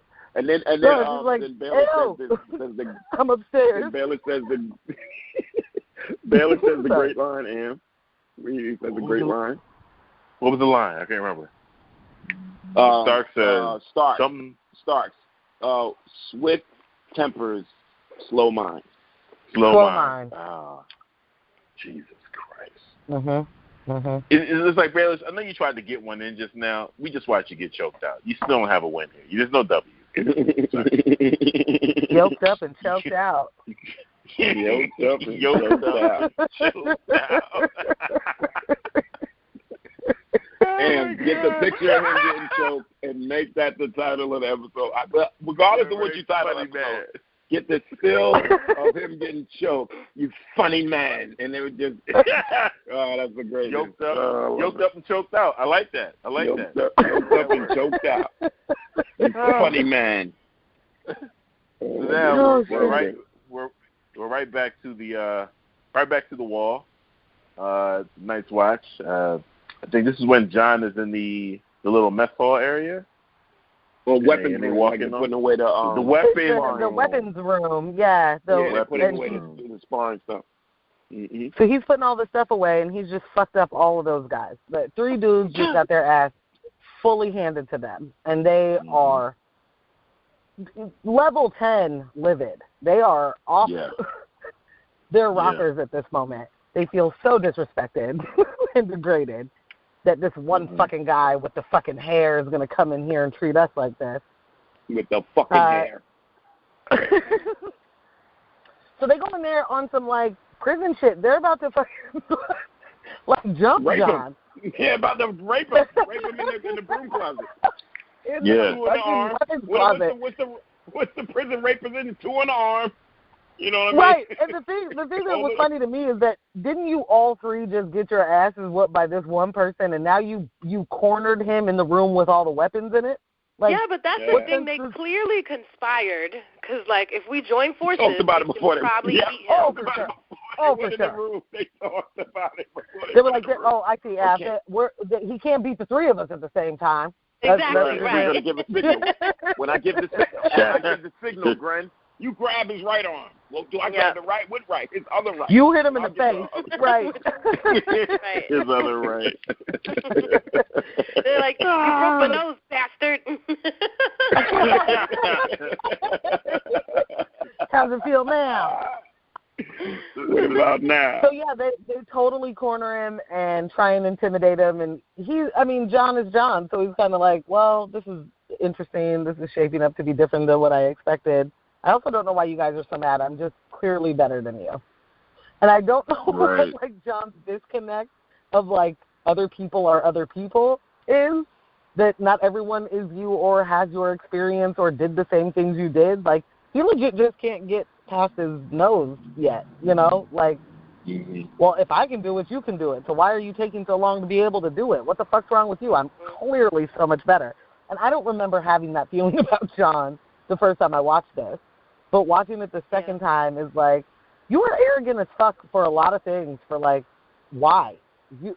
What are you doing? He's clearly disappointed, just in the sense that I don't know. Like, when he rolled up there, maybe he thought, and this is what Ambush thinks, that the Night Watch was like 100 Benjins. You know what I mean? And, oh no, I'm sure he did. And he found thousands of Benjins. Yeah, definitely. Right, and you know. They chiseled my uncle into what I know him to be, and there's probably hundreds and hundreds of him up there training, you know, fighting off whatever. So what you're saying to me is all of this, what appears to be arrogance to me is truly just him lashing out in disappointment. Yeah, as a teenager would. Why did my parents send me here? I hate it here. I want to go home. Totally. You know. And just being I made the worst decision of my life. Yeah. And I can't turn back because you know they keep harping that this is for life. So this is all the way forever. Right. You chose this, Sam. Gotcha. Okay. So they corner him, and it gets a little tense for like 2 seconds, and appears Tyrion. Oh, hey guys, what you doing in here? It looks like you guys might be trying to rough up my buddy. I don't like it. You know who my sister is? She's the queen. Get the fuck away from John. That breakup was so beautiful. I loved the way that he just walked in and was like, oh, hey, what's going on? No, wait. When he got in there and they said, what are you looking at? I'm looking at you. Your faces. I'm looking at very you. recognizable. I'm looking at you. I'm looking at you with all your distinct faces. Yeah, that's what I'm looking at. The three of y'all ugly folk that I can easily identify later to the queen. Yes, thank you for that reminder because that was key. No, perfect. Anything to add to that? Yeah, pretty much.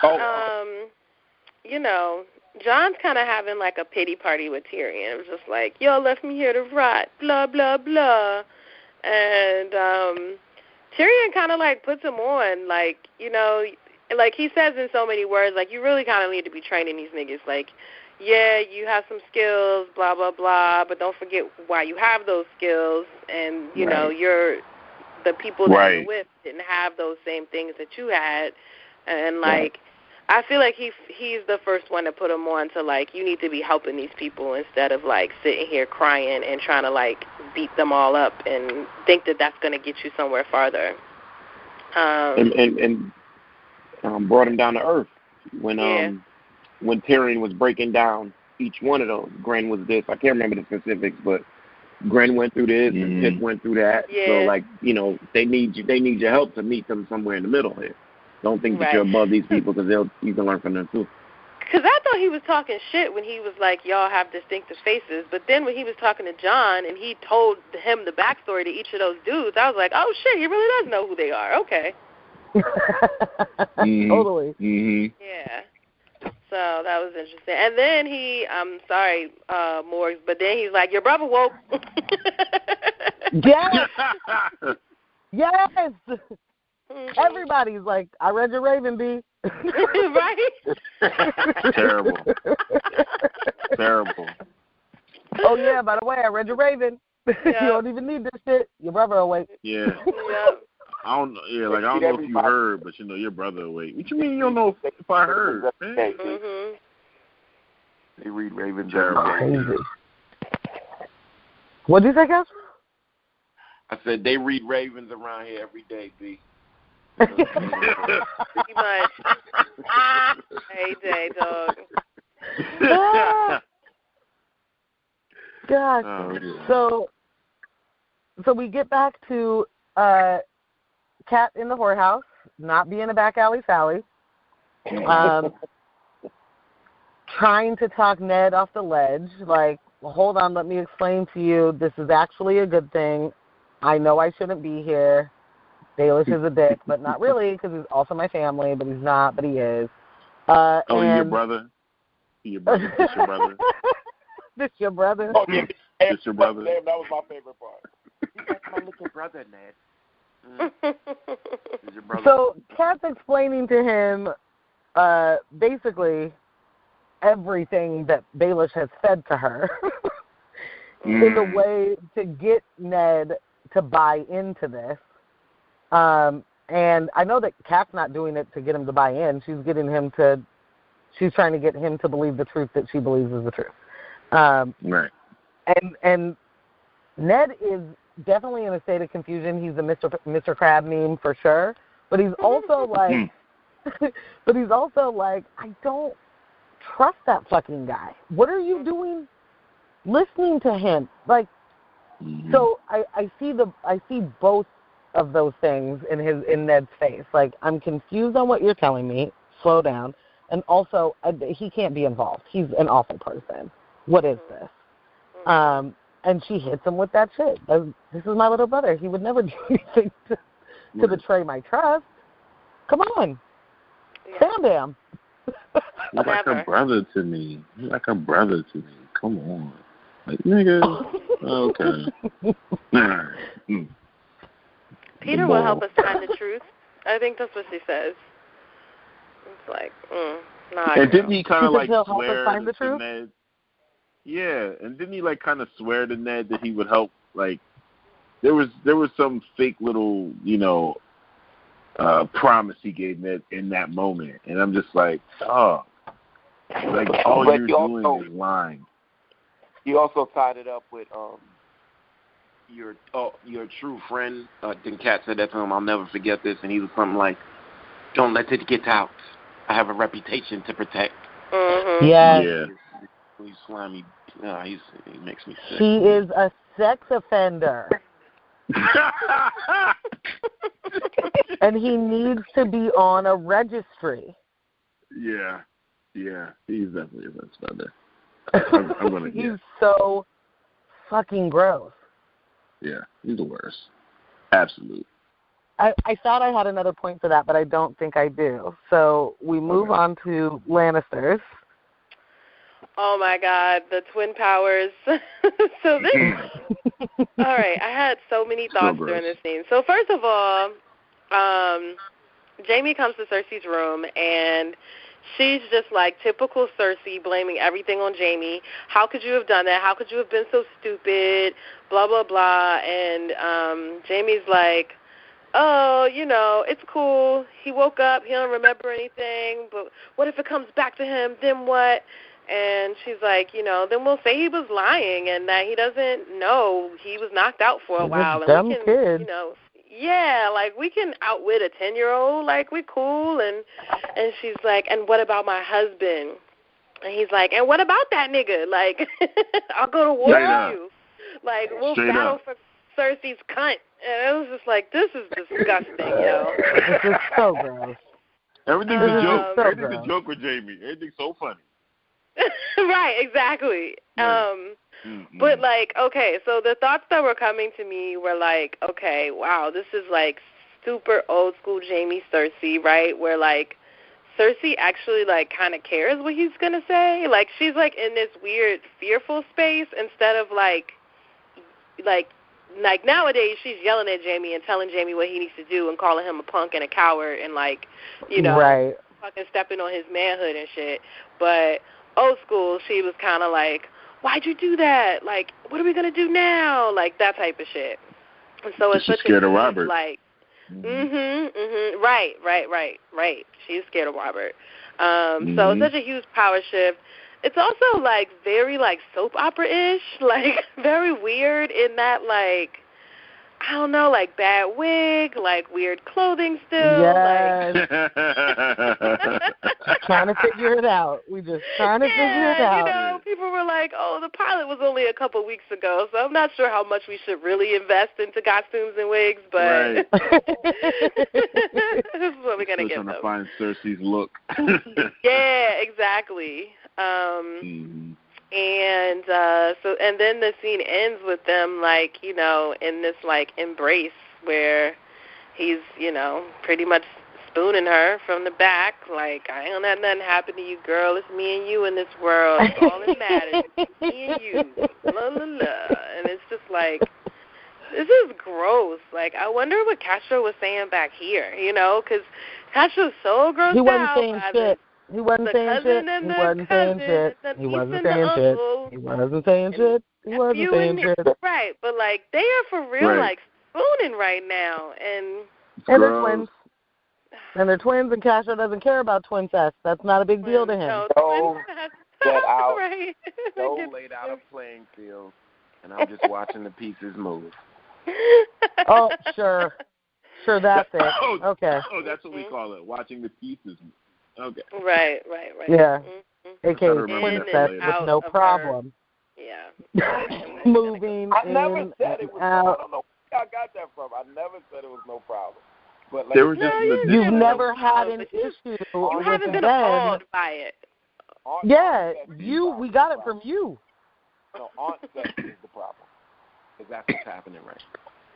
You're like in a tunnel, dog. Come back. Yeah, I don't know where you went. I don't want Oh, no, we lost him for good in real life? He sighed really heavy. He got exasperated and left?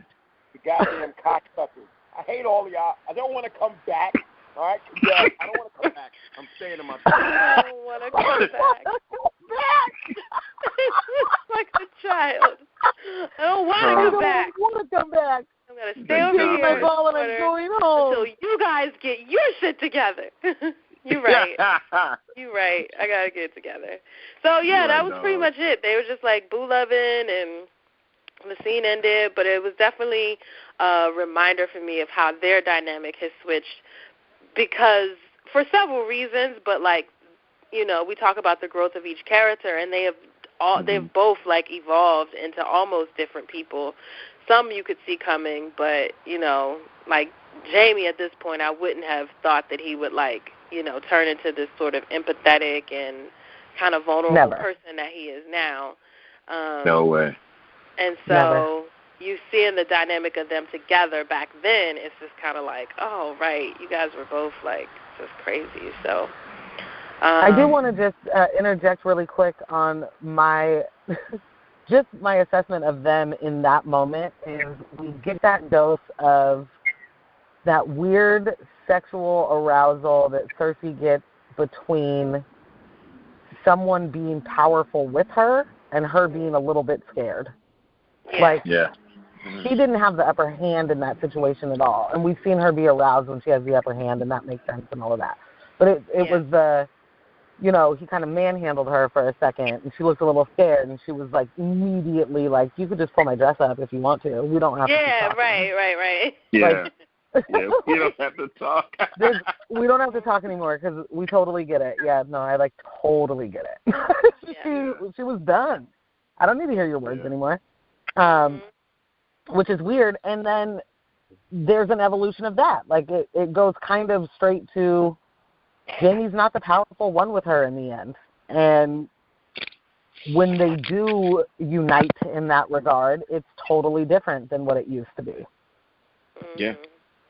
Yeah. Jamie comes back without a hand later and gets clowned for it by her. Like, you know, she watches pieces of him get hacked away physically and emotionally. He becomes more empathetic. She views him as a less valuable fighter. Like, you know. Sorry for the motorcycle, guys. Okay, Philly. But, no, was that right? That was pointless. Spike light. That wasn't on mute. That wasn't too that time. So then, we got, right after that, we cut to Ned sending Kat back to Winterfell, and immediately as I'm watching this conversation, I'm like, wow, this is the last time they see each other. Yep. That's crazy. Mm-hmm. That's crazy. We watch a lot of these scenes now with such a heightened level of finality. It's just like, this is it. You guys don't even know it. This is over. It's a wrap. Yep. They're about to cut your husband's head off. Clean, smooth off. I don't remember exactly what she said. She said it's too soon? Too soon. Let's not bring that up yet. I mean, you know. And all that detail and all that excitement that you just went through right there. No, let's not. I'm just like there's never a time I see Ned on screen and I don't think about the fact that he's already dead. I'm sorry. It's just that's going to be hard when we re-see it though, because I haven't watched it since the beginning. I haven't watched that either. Yeah, I haven't watched that either.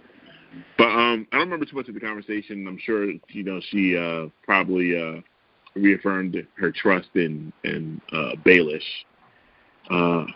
There was something. They did mention him because Ned cracked a joke, and I can't remember what it was. Oh, I got it. Straight up was like, Peter still loves you. And then she says, does he? But she says, does he, in a way like I haven't noticed. Like, I only got eyes for you. That's what I got from that. Yeah, she says, also, I couldn't give a fuck if he did. Right, yeah. Exactly. And that was her point, and that was the joke. So, yeah. I did. But that last talk was a great talk. Oh, sorry. Go ahead, Ash. Mm-hmm. I remembered a joke that they made about temper. Like, he was like, watch your temper while you out here in these streets. And she was like, my temper, your temper. And I was like, okay, both of y'all know that y'all are hotheads, one. And two, it made me think of that when Kat and Tyrion end up meeting up. And it's like, wow, that is her temper. So. Yes. And she starts talking that talk. In the name of my father. Yeah. You know, like, right. She gonna go in. Yeah, she gonna go in. You know, Cat be wild for the night, yo. So then, somebody had mentioned. I'm sorry. Go ahead. No, go ahead. Somebody had mentioned how Ned is always kind of like hoping that Robert is who he thinks he's going to be, or shares the same sentiment as him earlier in the in our conversation. And during this conversation with Kat, he says the same thing. He's like, let's find proof, and I'll bring the proof to Robert, and hopefully he's still the man that I hope, that I knew. That I remember, Right, exactly. Yeah. And it's like, you got some good-ass proof, you know what I mean? Like, y'all trying to prove a bunch of things right now. You're trying to prove this John Aaron shit, sort of low-key in the back, too. Right. And you're trying to prove this shit with your son. Like, it's a lot that they're trying to do. They also they kiss at the end of that scene, too, which was a really dry kiss, but it was cute because when you think back to when he left Winterfell, she was pissed. She was like, I can't believe you're leaving. Our son is like on his deathbed type shit. You just caught me giving your bastard son the evil eye. I don't even really want to say bye to you, nigga. Like, they didn't.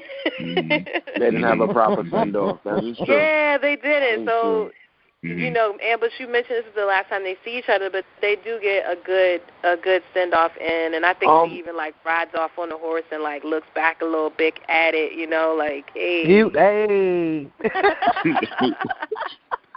You look back at it. Is this the last time they see each other? Is this the last time they see each other? They don't see each other one more time? Nah, man. This is it. Oh, I'm thinking of a whole nother scene, and I'll bring it up when we get to it, but I'm thinking of a whole nother thing as to when they see each other next. Because Baelish has something to do with that, too. And, Don't he always? Yeah, all right. I got it in the top, I'll bring it back. Yeah, but the next scene is probably my second favorite of this episode. Really? Yeah. Oh, because this is Robert in full drunk, brolic, just right, yeah, right. In all his glory. We have Robert the Belly, and we have Robert the Belly and Barristan Selmy talking war stories. A common thing is we know they are warriors, but just like the retired basketball player, all you do talk about your glory days. Al Bundy 4 touchdowns at Polk High. So they worked they worked their way to who was your first kill? And man, I feel bad because I can't remember the details. I remember Barristan saying it was some Tyroshi. I can't remember the battle he mentioned. He said it was. Go ahead. I'm sorry. No, do you remember the battle he mentioned? No. Or you want to wait? Okay. Because you're talking about Barristan. Barristan. Right. Yeah, I don't remember. Said something that was like a Tyroshi, and I remember Robert talking about his guy, but it was a little more poetic. Like was he mentioning the youth, how young the other guy was that he killed? Yeah, he said it was a Tarly boy. He definitely did. Yeah. Good boy. Yeah. Okay, so maybe harping on that, but he was young too. And I guess to me there was more symbolism of growing up fast. We talked about Bran not having a childhood. The moment this happened, he talked about that with the Tarly boy. He knew it was different. Like I think the way Robert was describing it was the moment I bring down this hammer to finally kill him at the end. It's over, or it's going to be different from now on. And then he gets mad at Lancel. This is it. This is it. He says, what are you doing? He says, why? All right, so Lancel goes to pouring like the swallow juice that's left in the fridge, right? He's pouring it out, and then Lancel, as Lancel does in his classic fashion. I also want to put Lancel as another great character. We see his great arc come to fruition seasons later. And he's just kind of stuck there like it's empty. But he like doesn't know what to do. It's empty. I don't know. What do you want me to do? And of course Rob's like, go get some more. And he was like, he said, is that what's empty? He said there's no more wine. Don't miss this. And he was like, is that what empty means? Because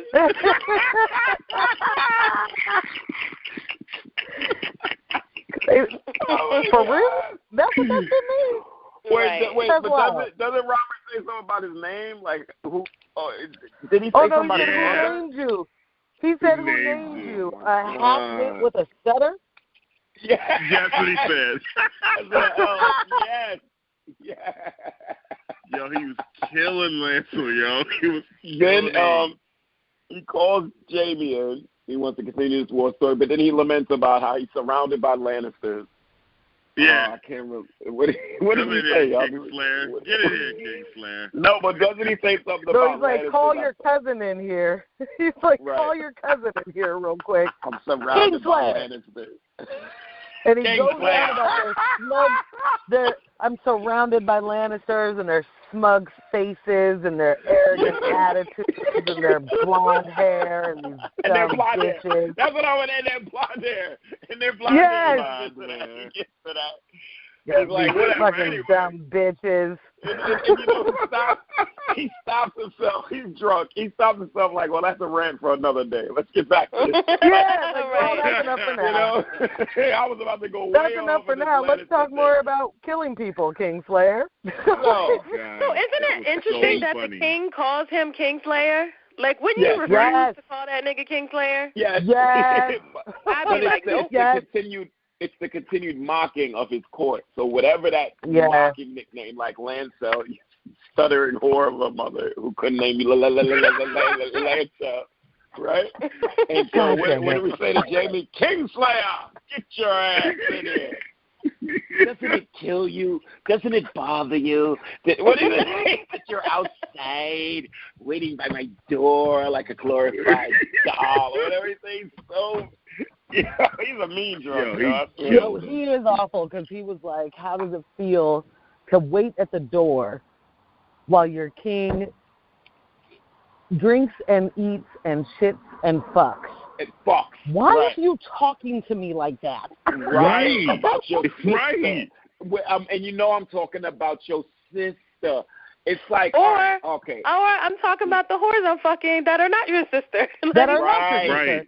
Either way this goes, I am the most disrespectful I can be to a person right now. He's the king. Did anybody, did we watch Fresh? Did everybody watch Fresh? The movie? Mm-hmm. Yeah. Oh, okay. Mm-hmm. So do you remember the awkward moments in the beginning when Giancarlo would say, is your sister a freak? You know, like he's talking to Fresh about his sister. Fresh can't, like, just punch him in the face. And it's like the same thing with Jamie and Robert. It's like, you know, I'm speaking of these things. You know I'm implying about your sister. She's my queen, my wife. And you just have to stand out there like a glorified nut with your polished outfit. Who was your first kill? And Jamie starts in on it. And what I like is Barristan jumps in and says, I was there for that. And I saw you out there. Right. You were 16. And he was impressed. Yeah. And then Jamie also complimented Barristan on his moves. Damn, I had it. I should have wrote it down. The repass, and that's like some moves. So they're complimenting each other on their swordsmanship and their respect for each other as warriors and stuff. And I believe that. Go ahead. Yes. Go ahead. Go. No, please. No, you go. Please. You go. No, you. For real. I believe did Jamie. Now, here's another. Did Jamie mention the guy he killed was young as hell, too? Was it? I don't remember that. No, I don't remember. Y'all don't remember that? 16. But he did ask him what his last words were, and he said he cut his head off. He was 16. He asked the last words of the Kingslayer. Yeah, he asked the Kingslayer what that guy. Oh, yeah. With the guy's last words. No, he asked him what Aegon's last words were. He did. He got that. He was saying the whole night. Okay, hold on. Stop. He eventually got to that. So, yeah. Yeah, so talking about the 16-year-old that he killed, he said, what were his last words? And he said, I cut his head off. He didn't have any. Right. And then he says, well, what of the Mad King when you stabbed him in the back? Did he say, please don't hurt me, or whatever? Or did he call you a traitor? He said one of the chilling lines, because, again, what I love about the show at this point is they're painting all of this great back history for us very seamlessly. And it doesn't seem like it's exposition or whatever, but they're doing a good job of there's so much stuff that happened before we even get to this story. We're going to give you some. And he said he said the same thing he was saying for hours. So during this whole siege, burn them all. And that at least made Robert swallow hard. Right. Hard. Mm-hmm. Maybe I rebelled for a good reason. Because, again, Robert didn't rebel for the Mad King. He rebelled because he felt disrespected by Rhaegar.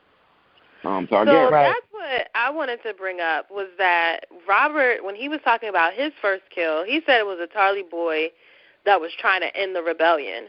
And it was like, oh, like the first time you killed somebody was during your actual rebellion? Like, okay. You know, you go to war over this woman, and that's the first time you've actually, like, even ended someone's life. So that was interesting to me. Not that he should have killed many people before that, but I just wouldn't have guessed. I would have thought that he was, like, already seasoned in that way. Out here catching bodies, he's not a swordsman. He is a warhammer wielder. So it might be circumstantial to kill somebody. And also remember, because even Jamie, they mentioned it with Barristan Selmy, and a lot of these guys just keep getting in these tournaments. So they do get some, experience. Just not the tournaments don't always end in somebody dying unless the joust and you're with the mountain, like we saw, like we're gonna see. And you know what I'm saying. So maybe they're in tournaments, but not a lot of actual death, maybe some injuries and things of that nature. But there was a lot of fighting in that one little span of time. There was at least 2 or 3 major battles that they all saw each other at. You know what I mean? But yeah, that was pretty interesting. So isn't Kat a Tarly? What's her maiden name? She's a Tully. Tully. Tully. Okay. Yeah. So the best part to me about him saying his first kill was a Tarly boy is talking to a Tarly and saying it with such fuck you in his voice. Like so much bravado. Just like, yeah, it was this dumb Tarly boy. And you're talking to him damn dad. He could be off living like a regular horrible life like the rest of us and being nagged by his wife right now and like But this fucking idiot had to come at me straight on, so of course he's dead. Like yeah, and you now want the to be a hero? Let me show you a hero. And and now the Tarly's bend the knee like everyone else, and there's the Tarly just hanging in the Night Guard. Wait, what Tarly are you talking about? What Tarly? Tell me. Tell me.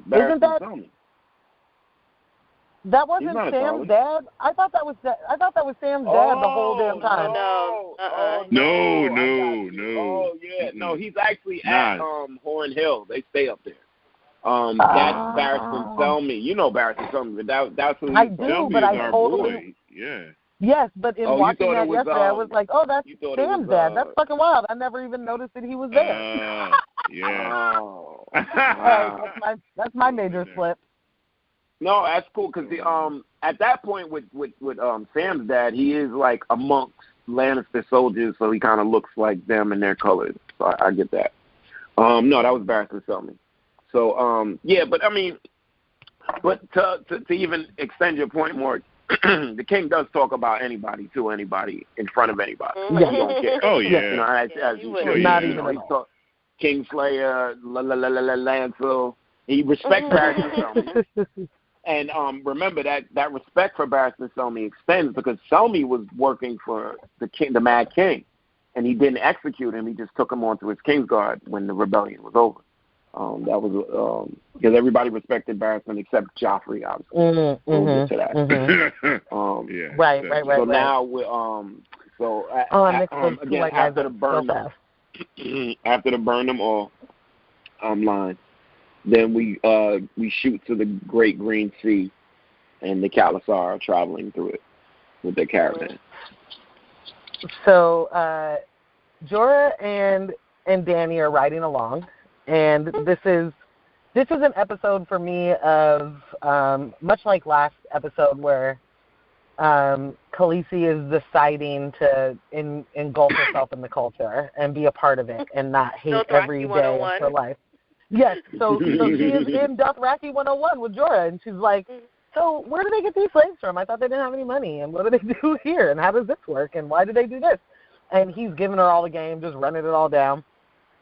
And you see her start to test those moments of power. So she's like, sees a slave get whipped in front of her, and she's listening to Jorah talk about how, they'll be pissed if you don't offer them enough slaves, and then they'll just fucking lose their shit and kill you all.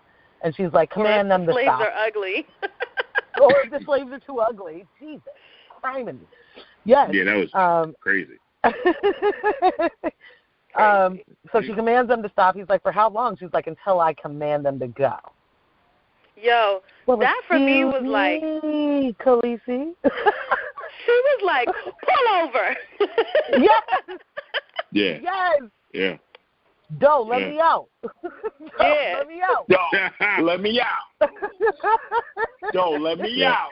Great one, boy. That's perfect.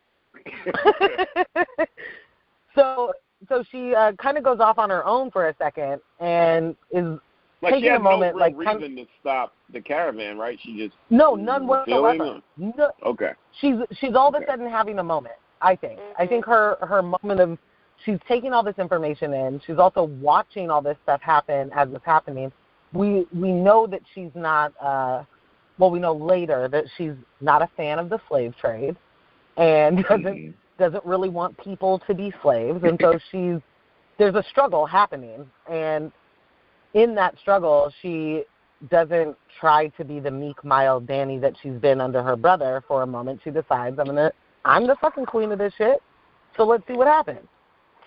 So she takes that little walk by herself, and I don't know if that's going to be a moment of self-reflection, if it's going to be whatever, because then we get a rustling in the bushes, and her fucking dickhead brother shows up.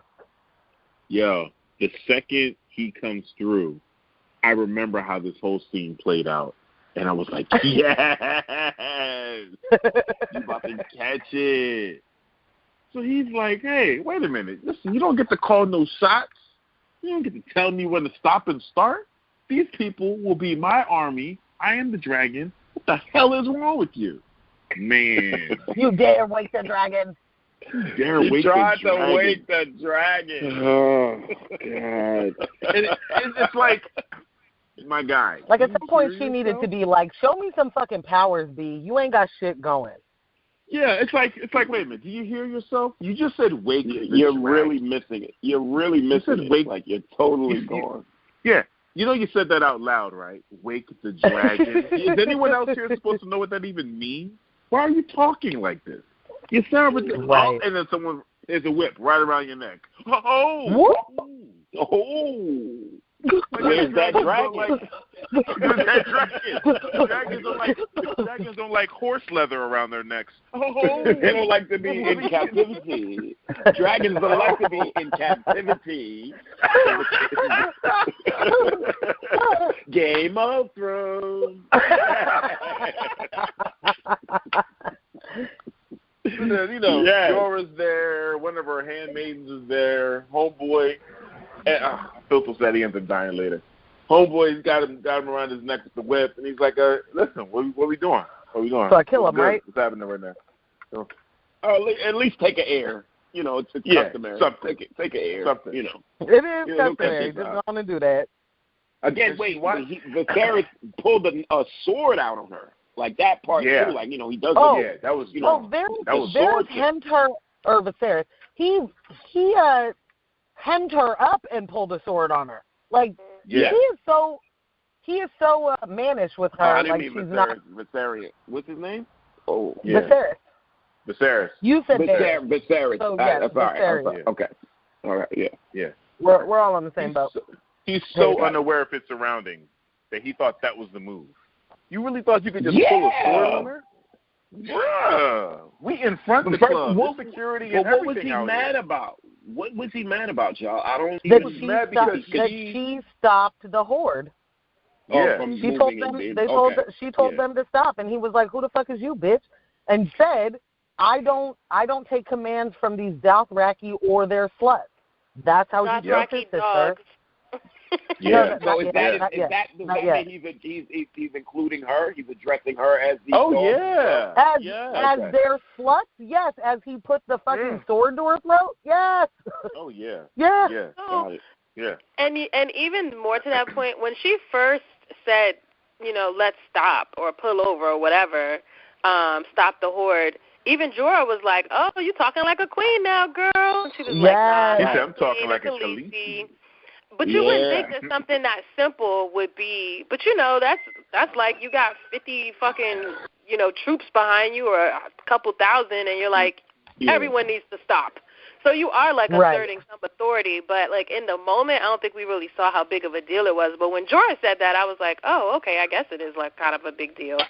So when you say why is he mad, like he was mad because she was starting to assert her authority, and he wanted to shut that shit all the way down right now, like as soon as possible. Because he's the king. He's the rightful king. Like if anybody should be stopping the horde for no reason, it should be me. It should be me. I'm the okay. Right. But he's extra salty because absolutely no one listens to him. He doesn't get to stop anything anywhere. For nothing. Not anyone. And you have to walk. Walk it out. Wait, you're going to walk. So even before that, because when they had him yoked up, she made sure she phrased, because there was an exchange between her and Jorah. Look. Yeah. Look, right. And she made sure she phrased how she wanted him released. Like, I just don't want anything to. Yeah. Well, no, but first she seemed desperate. Yeah, exactly. That was after she gave the desperate plea. Then she looked at him and she said, sorry, no harm should come from my. Yeah, she made it more regal instead of being like desperate. Yes, good pull. Don't hurt him. Nah, we ain't doing that. He's my brother. That wasn't happening. There was another look though. There was another look when when she said when she initially said take him out the whip, and then the girl was translating, and then when she translated again, the girl looked at the homeboy that's about to die, so they was just gonna die, and he was like, huh? Like, and she gave him this look, like these. She gave him the Kanye like they don't know what to do with themselves. Yeah, like he gave her a Kanye shrug. They don't know what to do with them. She gave him a Kanye shrug, like, yo, bro, I don't even know why this bitch tripping. She should kill him, obviously, but she don't want to. Right. I picked up on all those little looks, and again, that's what I said earlier in this call was about the acting. There was a little bit, maybe it was more attention to that dramatic detail, those looks. Yeah. I don't think we get those shots anymore. Except, we do, but we do, but not as much. There were not as much, but like in the Dragon Pit, there was a lot of what I'm talking about now. There was those looks and things we could read. A lot of body language. I think the body language is a big theme within this show, though. This isn't the kind of show you can just listen to. Like, you really need to be watching it and seeing people's reactions and their faces and their body language and all of that.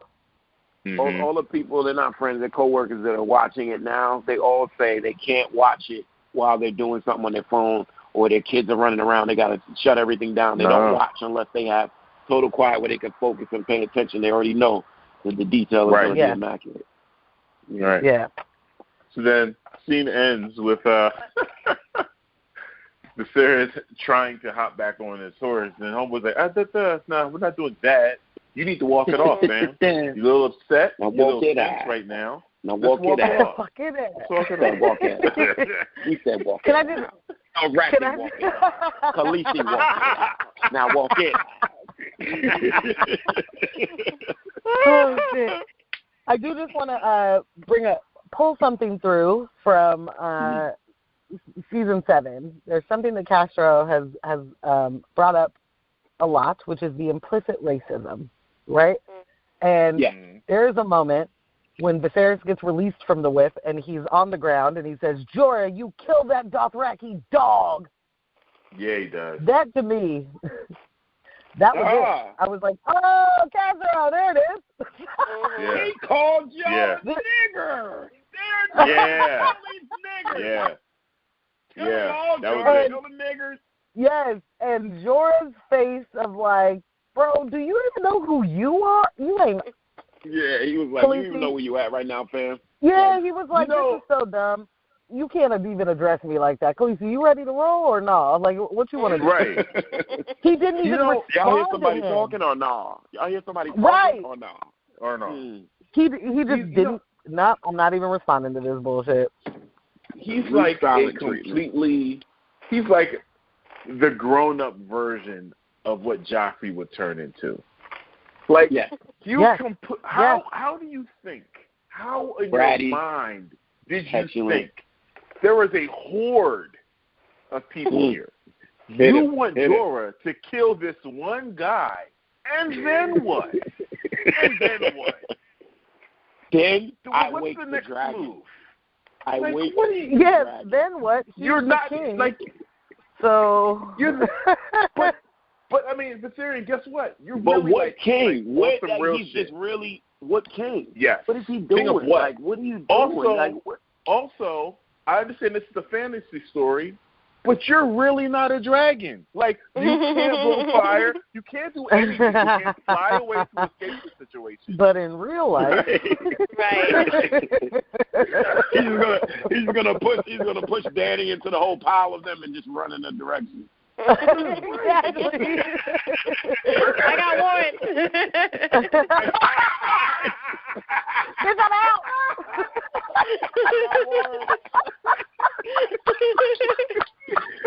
Yes, real tears, Afro. Real tears. Oh God. Oh no. Shit. I wasn't prepared. The shit makes no sense. It really does. All right. So then next, we're back at the wall. John. We're going up in the elevator.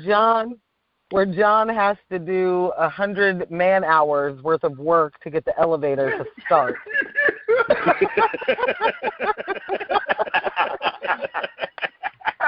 I'm like, is this really like 4 days taking you to start this shit? What is this?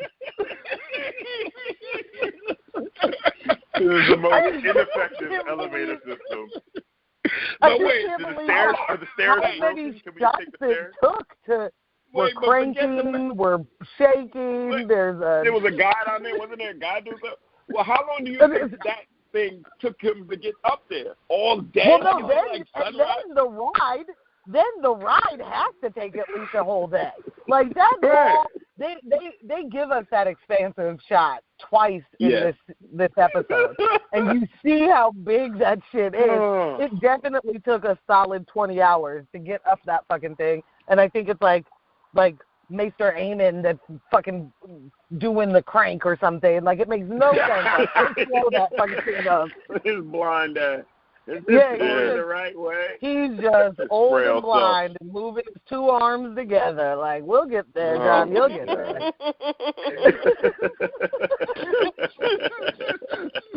So when he gets to the top of the wall, there's like a random dude sitting there next to a fire for a second, and it's like, I feel like they're just homeless people that live at the wall. Like, they're just not really a part of it. Like, is that a part of your day? Like, like a part of your watch is sitting so low on the wall that you can't see anything coming. I feel like you're on break. What is this? I don't get it. You're on break. It's like, hey, homeless friend, I don't know if you work here or not. I'm new. And he just keeps walking, and you see how the very top of that wall, they have like a decent amount of feet of wall. You know, when these dudes are walking, it's like a tunnel. That wall is fucking nuts. So he stumbles upon Uncle Benjen. Hey. Uncle Benjen. What's going on, bruh? What's happening? Listen. Okay. I don't know what to do. That was dialogue. I don't know what to from the episode. Maybe you guys need to rewatch it. That's exactly what No. Does Uncle Benjen speak Oakland? Is that what he speaks?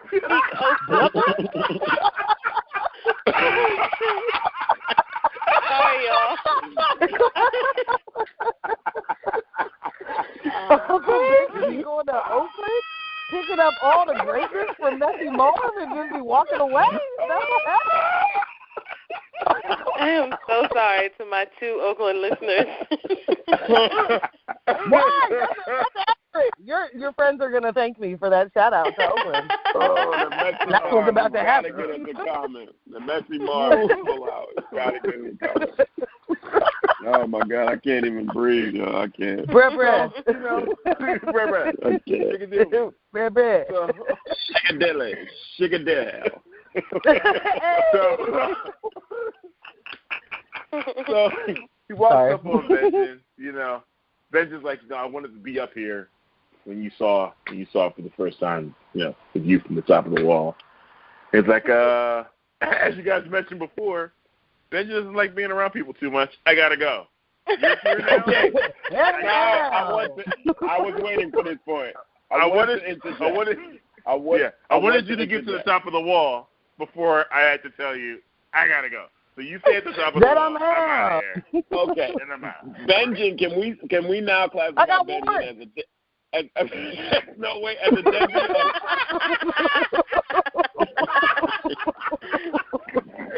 Sorry, Ab. I had to do it. That might be the title of the episode. I got warned. Yes. Well deserved. Benjamin's a deadbeat uncle. And this scene reminds me of the Fresh Prince scene. Why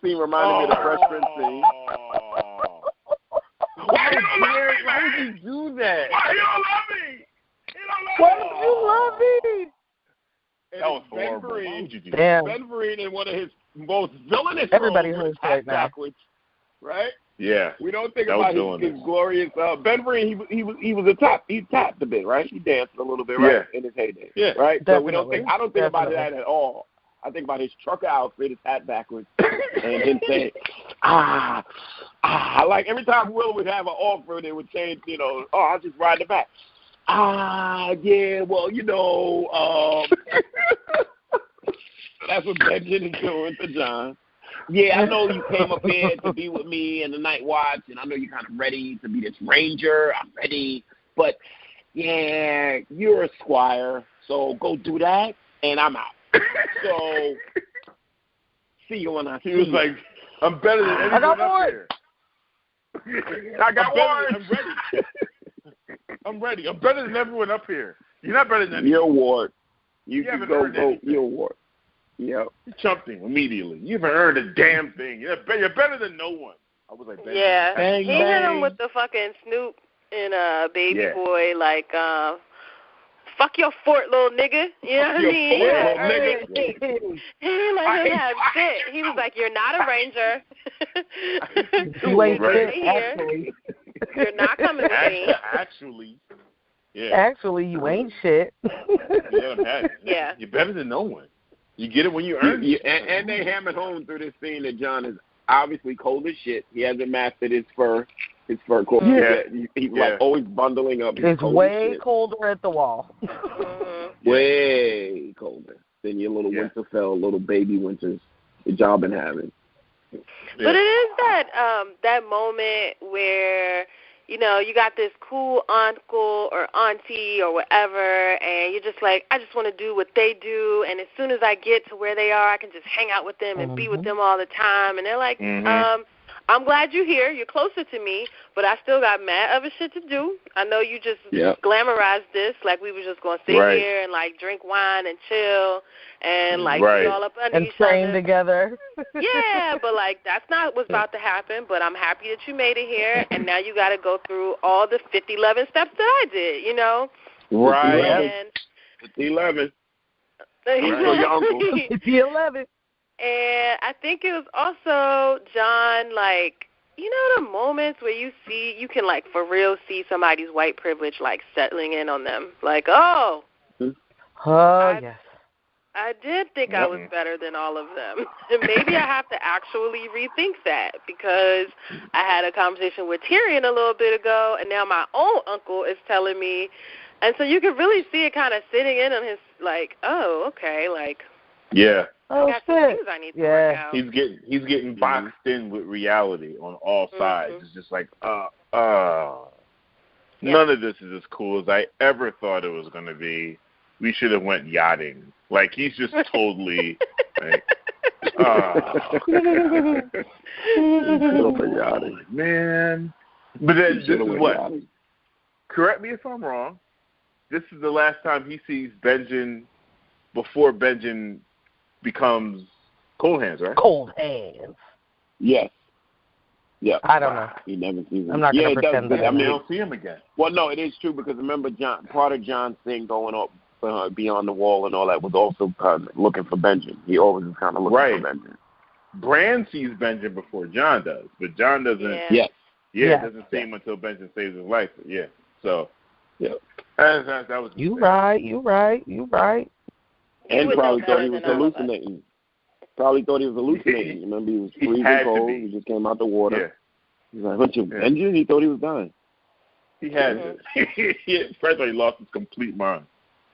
So then they cut to Tyrion and Yoren in the little mess hall area, yucking it up. Urine.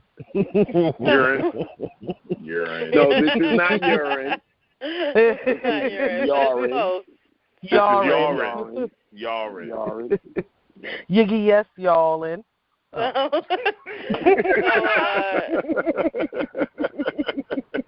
They open with talking about eating bear balls and other strange things, and fucking Tyrion's like, does a Dornish girl count? Hey,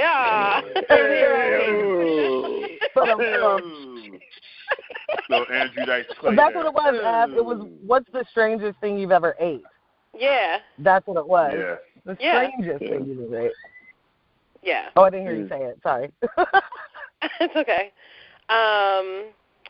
So, then they start talking about, like, the recruits a little bit, and this is the moment. So Benjen comes in, and I'm going to get into Benjen's conversation, but Benjen doesn't stay long. But this is the moment that I realized that Benjen must just be making rounds, because even though he kind of shitted on John in the last scene, I was still like, I mean, cool, but you just said you're not leaving till the morning. So, like, why don't you just, like, spend some time with him and hang out and chill for a second? But it becomes clear in this scene that Benjen is just making his rounds and, like, saying goodbye and talking shit to people before he leaves, telling everybody what he really thinks.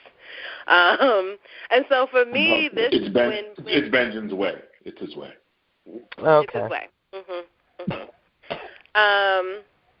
But for me, this scene was a lot like when you hear, like, modern-day people talking about, like, military service and, like, how, you know, people make sacrifices so that, like, people in the military or at the Night's Watch make these sacrifices so that we or regular everyday people can, like, reap the benefits and kind of, like, you know, sit on our asses and, you know, fill our bellies with beer and be plump little lords and, like, that kind of shit. So Benjen was just, like, getting it, like, really getting into it. You know, some of the guys training will die, and, like, I hope you got some good stories out of your time here, Tyrion, and blah, blah.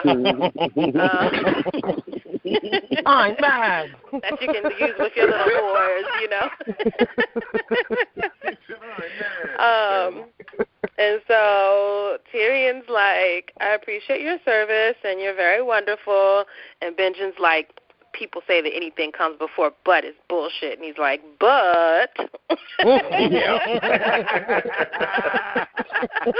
But I don't believe in giants and golds and White Walkers and bitch-ass shit like that. So I'm going to keep living my life. And he's like, all right, well, dude, that's cool, whatever. I was halfway expecting him to keep going down the list.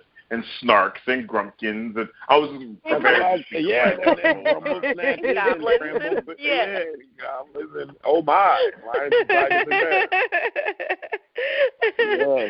And Benjen's pretty much like, you speaking from a privileged spot, and Tyrion's like, you don't know, you know, it's like that kind of shit.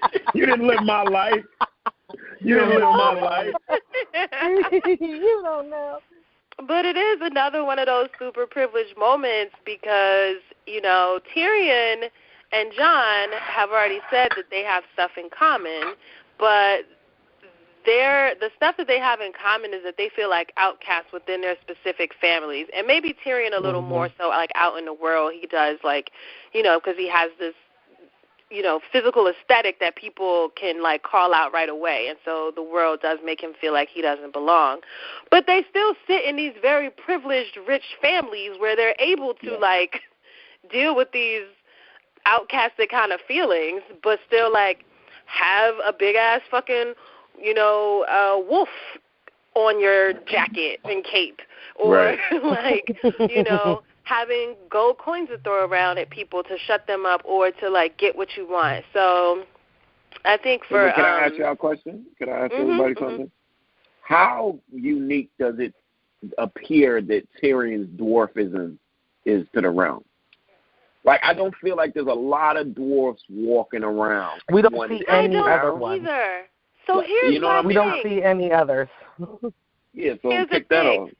I thought about this when Morgan was talking about how Jon was getting yoked up by the other dudes in the Night Watch, right? Tyrion comes in the room, and he's like, oh, I see all your faces, blah, blah, blah. And then he's like, my sister's the queen. I'm like, why don't they know that already? Like, even if they haven't been privileged enough to, like, live in, a better city or whatever, and you can see the queen, here and there, right. You would still doesn't seem like the royal family. Dwarfs around. Yeah, but he still kind of reminds them, I'll send a raven right now if y'all touch me. Like, don't get it twisted. You know what I mean? Like, if right, you forgot. But he had to announce who he was. I'm not saying – I just felt like they should have already known who he was. And I'm wondering the same thing you said, like how many dwarves / little people are around in that period. Because when like, they didn't should have been shook as soon as I was like, y'all don't know that's the queen's brother? Where y'all Right. been? They should have been shook right there, Yeah, they should have been shook from the rip. Yeah. Right. But it still doesn't make me feel like there's more enough to you don't have that immediate reaction. I feel like he is the dwarf in the 7 kingdoms. Maybe in Dorne. I mean, there's kingdoms we haven't visited. So I'm agreeing with you. I'm maybe not saying it right, but I completely agree with you. Indeed. So, that's just a kind of an interesting little wrinkle. That, you can't hide. We see that later on. But I think it's pretty unique, y'all. I think it's pretty unique. So then him and Euron decide to share the road, pretty much. And he goes back to, bragging, because Euron is like, I live pretty reckless out on the road, dog. And he's like, oh, no. For me, it's only the finest castles and inns and trestle inns and beds and Marriott's. Trestle inns. Hacienda courts. Embassy suite. We're only staying at the embassy suite, Daddy. Yep. From here on out. Yep.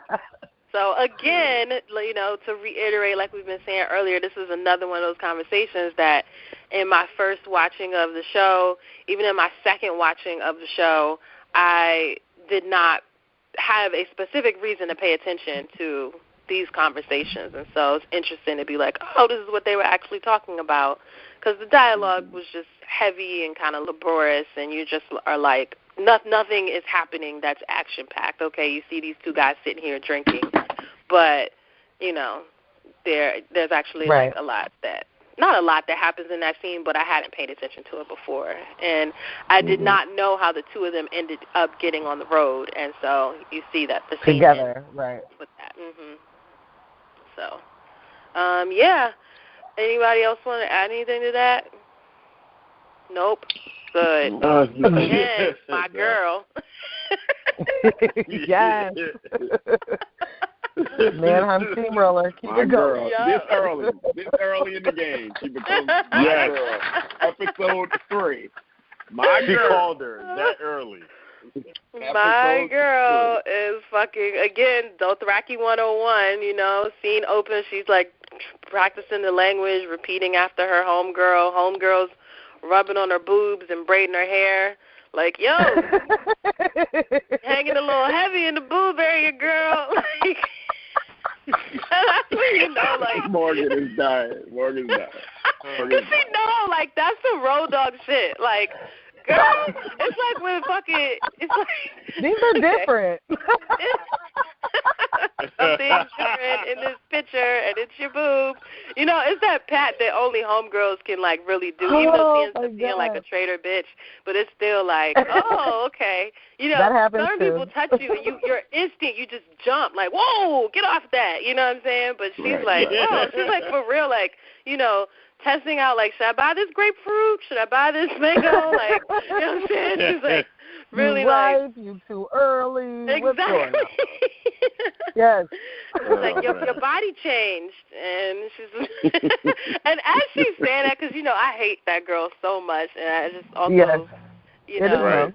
I don't like to say it is no. I don't like to say whore, but she's just fucking whore bitch. I can't stand her ass. So she's like, your body's changed. You're probably pregnant. I'm like, you would know. You probably been pregnant like 18 times. You little. Oh, wait, that's not. Wait, I'm like, whoa there, Jay. Back up, Jay. Calm down. Betrayer. Calm That's down. not the betrayer. That's not the girl that betrays her though. That's the other one. No, this one gets murked. No, that's the other girl. The more for lack of a better term, the more Westeros European one.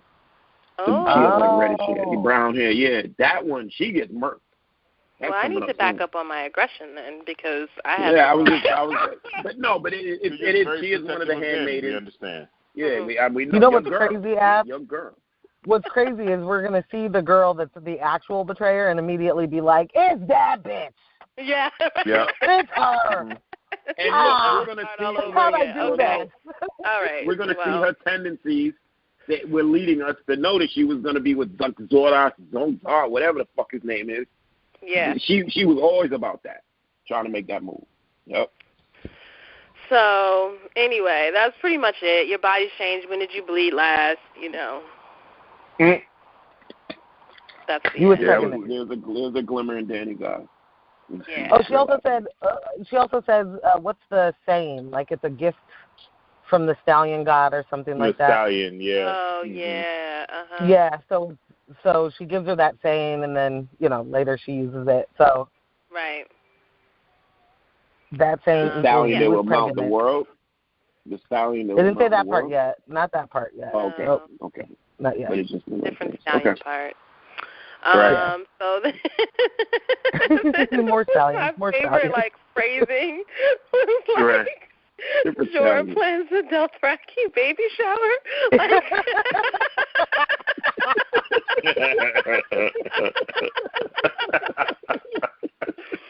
what a way so to yeah, the very end of homegirl that runs scene over too. to Jorah and is basically, talking about needing some food for the lady. So. And so Danny it's relayed through the servant girl that Danny's kind of sick of the horse jerky. And it's sussed out of her that it's because she's pregnant.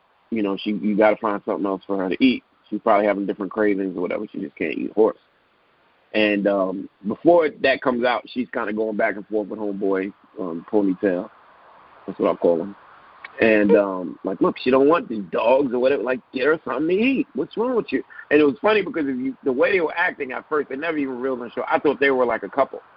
They seemed like, you know what I'm saying, like Lucy, like fussing, like the honeymooners and shit. Mm-hmm. It was funny.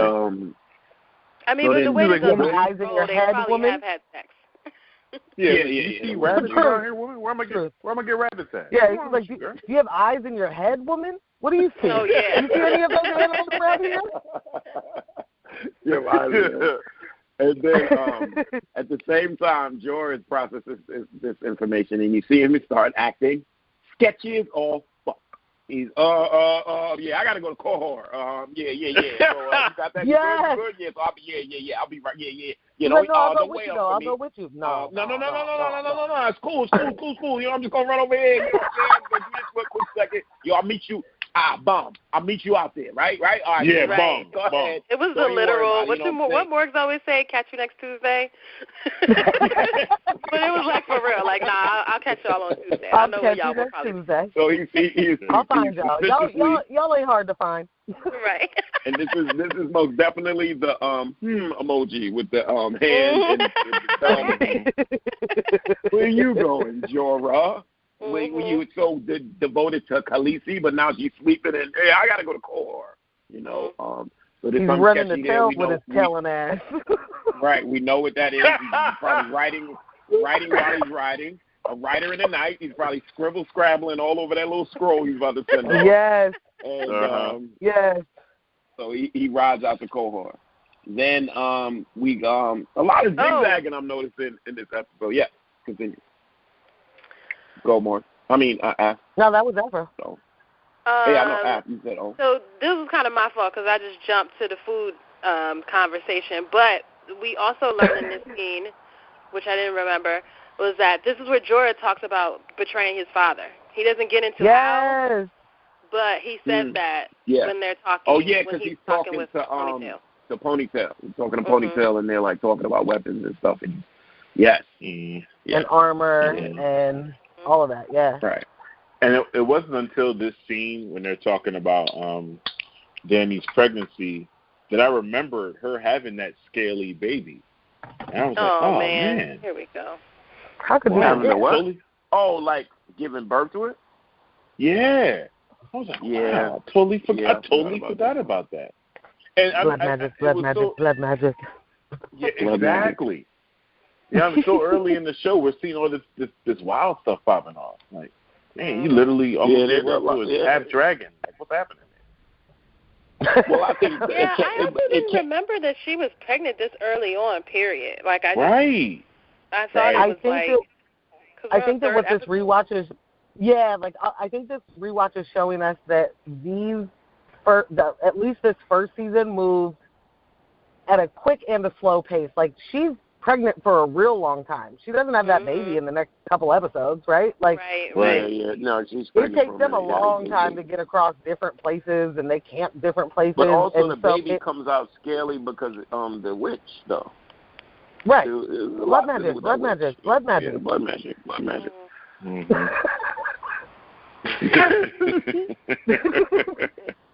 I can't wait for blood magic. But anyway, baby, after I have the... That's what I thought, Ash. I thought Scaly Baby was like part dragon or half something. Dragon, half I forgot that they showed the baby what it looked like. I didn't even remember that part. I'm looking forward to that. I remember with the baby. I forgot all about. You remember she had a baby. I thought it. I'm sorry, y'all, but my memory was she was still pregnant when she got into the pyre.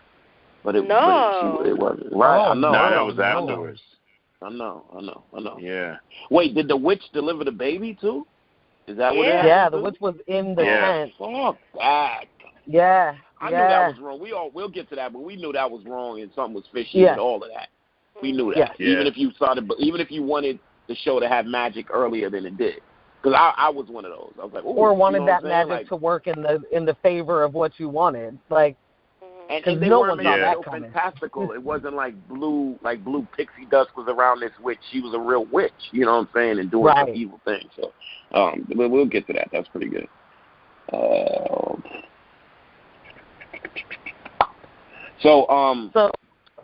we're zigzagging, but continue more. You want to finish up?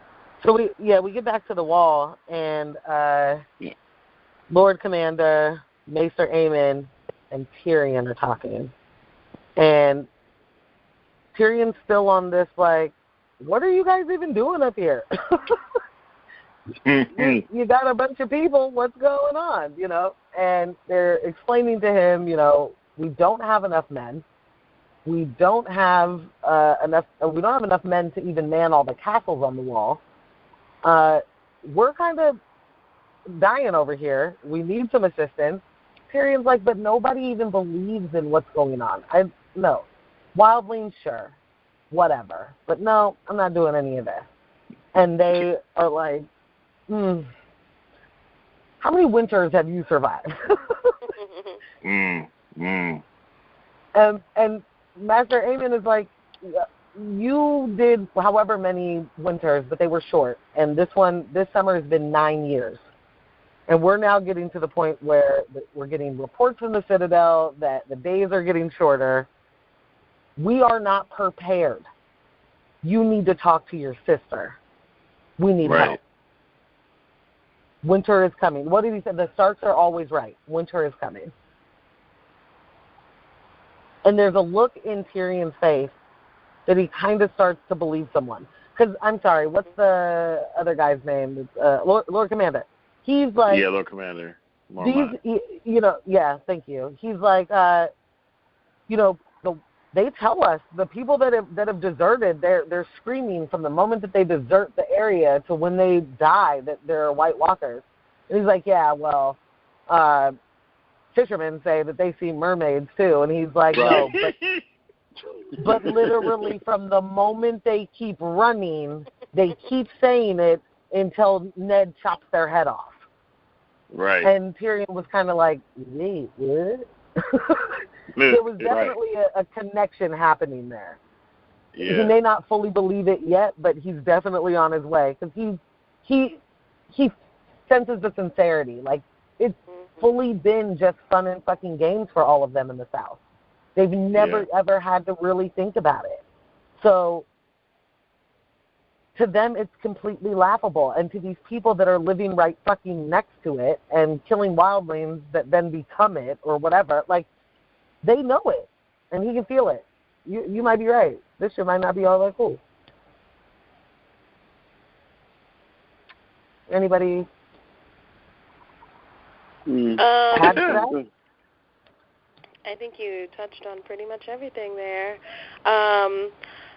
John was, I think the scene opened up with John, and he looked like he was training, like he got the memo. Yeah, he was out there training, and I think Tyrion was looking out the cracked door and then closed it, and then that's when it started.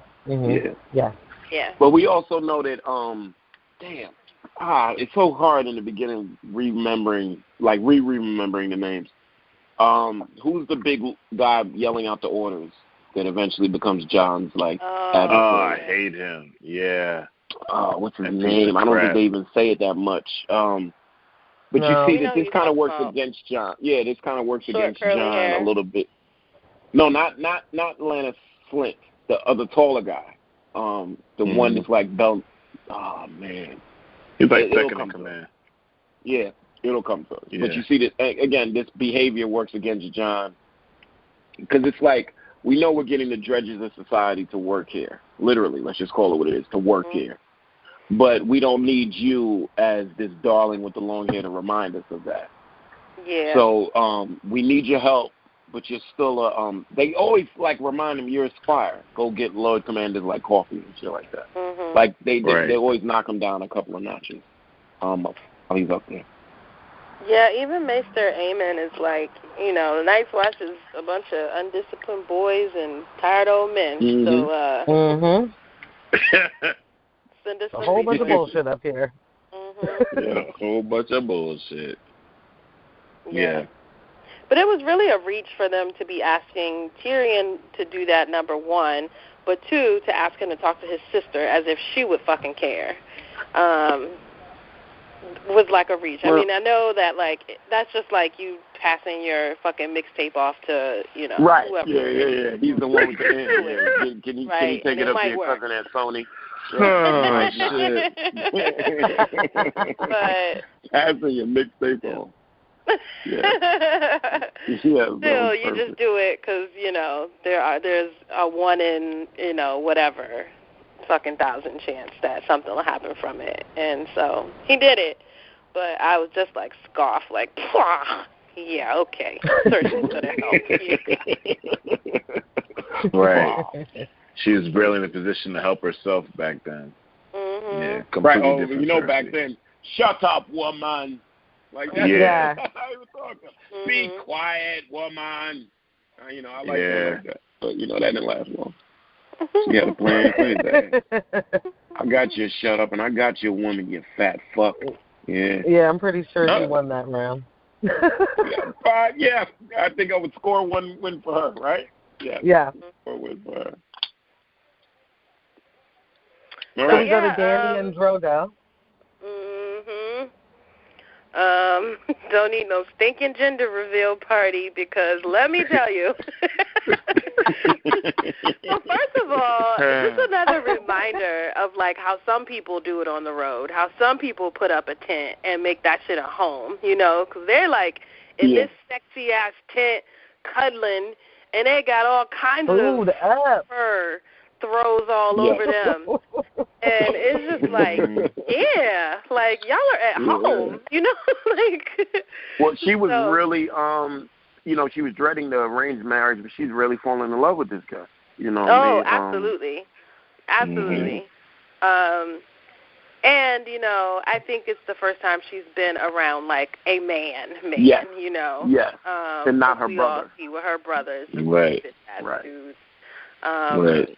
And probably the first time really having some tenderness outside of like somebody who was like serving her, you know. Yeah. So, yeah. So yeah, you can see she's living it up, and she's like, "What? I got your baby in me? It is known. I know what it is. I got a little bit of your language in me now too. Like, you know, I'm just gonna spit that shit to you in your own language, like it's a boy." And it's like, "How you know?"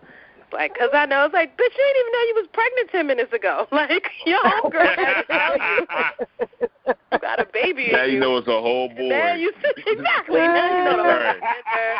You got all the It's details. a whole boy. It is A whole boy. It is terrible. So, Terrible, so yeah, terrible. they had that moment, which was cute. And then you just drastically cut to Tyrion pissing off the edge of this fucking But nice wait, one. before we jump there, ladies, was this also part of the transition for you guys? This when you started to get more romantic from the outside looking in? Is this I'm sorry, what? With is this when the Drogo universe started and... falling in love with the Drogo? For Drogo. Yeah, exactly. Yeah, this is close to when it starts. I mean, Okay. Okay. They all booed up in the tent. That's feeling We great. asked y'all this because literally the boy Momoa was unknown before this. He wasn't in anything. Pretty much. Yeah. Nobody knew who this kid was. What does that have to do with anything? Well, we just always are fascinated. All right, so the next. She like, when did you first fall in love with hip hop?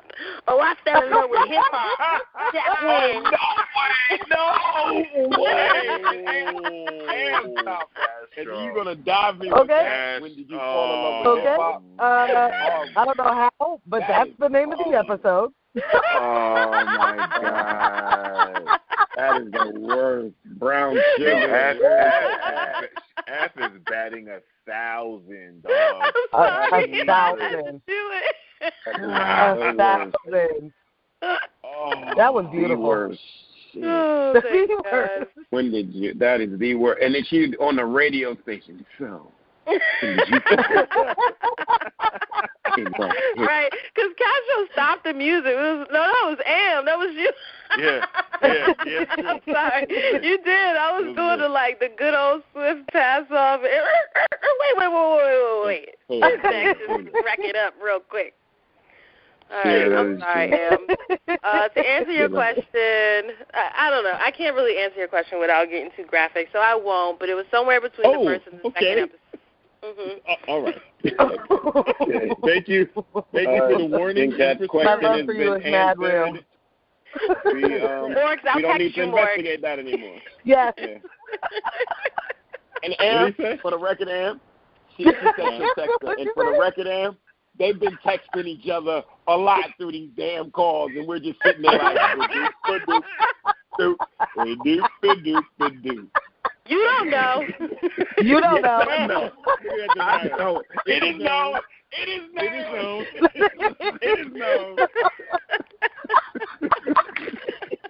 My face hurts.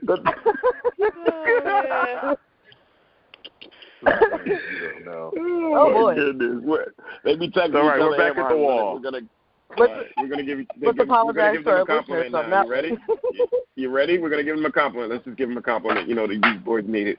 Yeah, they be texting each other stuff like that. Yo, the move. Yeah, terrible. So pitching off the edge of the world is Tyrion. Wow. He did promise he wanted to do that. An episode back, he did promise he wanted to piss off the edge of the world. It's interesting to see it that way, considering that he has the perspective of he doesn't necessarily believe in White Walkers and those things, but he just thinks the wildlings were just on the wrong side of the wall when it went up. So he's taking it as a matter of practicality. But I think it's ironic almost, or interesting, that he still considers the wall the edge of the world, that he would call it that. You know what I mean? Yeah. He didn't say the edge of civilization. He said the edge of the world, meaning, pretty much the edge of his world. There's nothing for him a flat that earther. way. Yeah, well, He's a flat earther. Oh, until don't put that that wall on comes Tyrion. down. When that You don't wall deserve comes that down, evil. He believes in that heliocentricity. When that wall comes down. So, but just perspective. He wanted to do this. He's a man of the world. He wanted, hit all the spots. And then him and Jon say their farewell. And Jon actually finally admits, I'm going to miss you, Lannister, because I think he appreciates Tyrion giving him this perspective. Jon gets separated from their family so early in the game. Just like a bunch of others, but at first he's like solo out there. We don't realize he really was just a teenager, 16, 17. And he's growing up right before our eyes in season 1, 2, and 3. We're watching this kid like really grow up. Even more so later on with their grit stuff, like he's growing up. He's going to college. His first girlfriend. You know what I'm saying? And so he appreciated Tyrion for, putting him on the game. And says he'll miss him, and then they depart. And so we have then we go to one of our greatest. Yes. Sorry. I'm sorry. I am really sorry.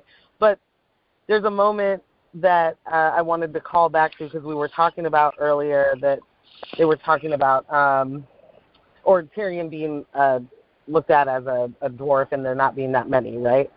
And he makes mention of, if you're going to be a cripple, be a rich one. To Jon about Bran. Yes.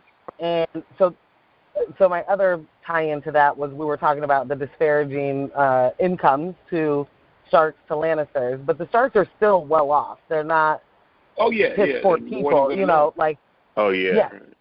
So they are not as wealthy as them, but they're still doing all right. Right.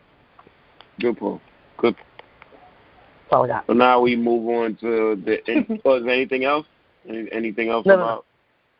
I do wish we. I'm glad we're getting it now, but I wish we had gotten some more Tyrion and Jon while they both were evolving.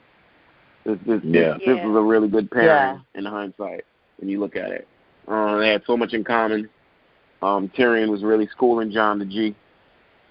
So it's good they're back together, but I think we could have used some stuff in the middle, maybe them happenstance bumping into each other.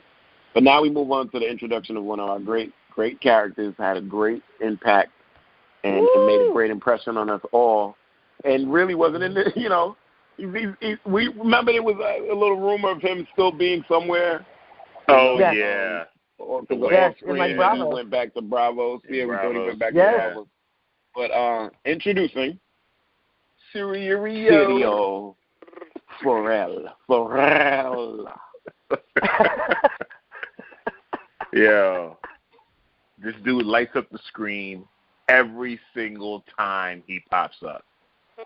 Slick with the words, slick with the moves, and it's just the interaction between him and Arya is just excellent every single fucking time. Pick up the sword, boy. I love when he kept pick up the sword, boy. Boy. Yeah, he starts off like that, like you're late, boy. Yep.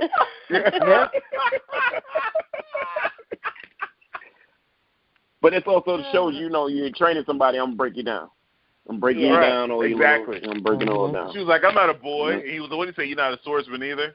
He said, "What did he say?" Right. No, he was like, "Boy, girl, it doesn't matter." He said you are a sword. He's like, "You're not a boy or a girl, you're a sword." Yeah. Yeah. He's like throws the sword at her. He's like, "You'll catch it tomorrow. It's cool." Tomorrow you will catch the sword. Tomorrow you will catch the sword.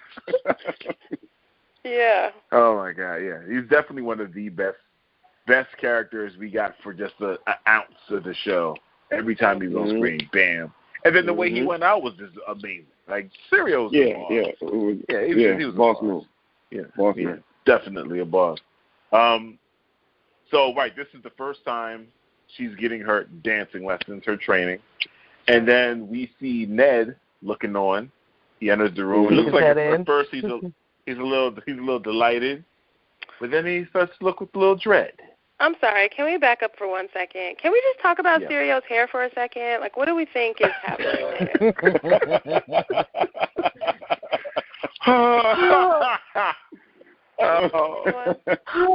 Okay, so we know he's from Bravos, right? He's first sword of Bravos, which is in Essos.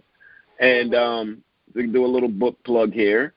In the book, the people from Essos, well, not just in people, but there's more fantastical looks. Blue hair, purple eyebrows, different color eyes. And so I think, so Serial was the embodiment of, as far as Weiss and Benioff wanted to go with this flair guy. Now, he looks very different. You know what I'm saying? Collar is leather, standing on his tippy toes. You know, so the hair, I think, is pit and parcel for that type of look.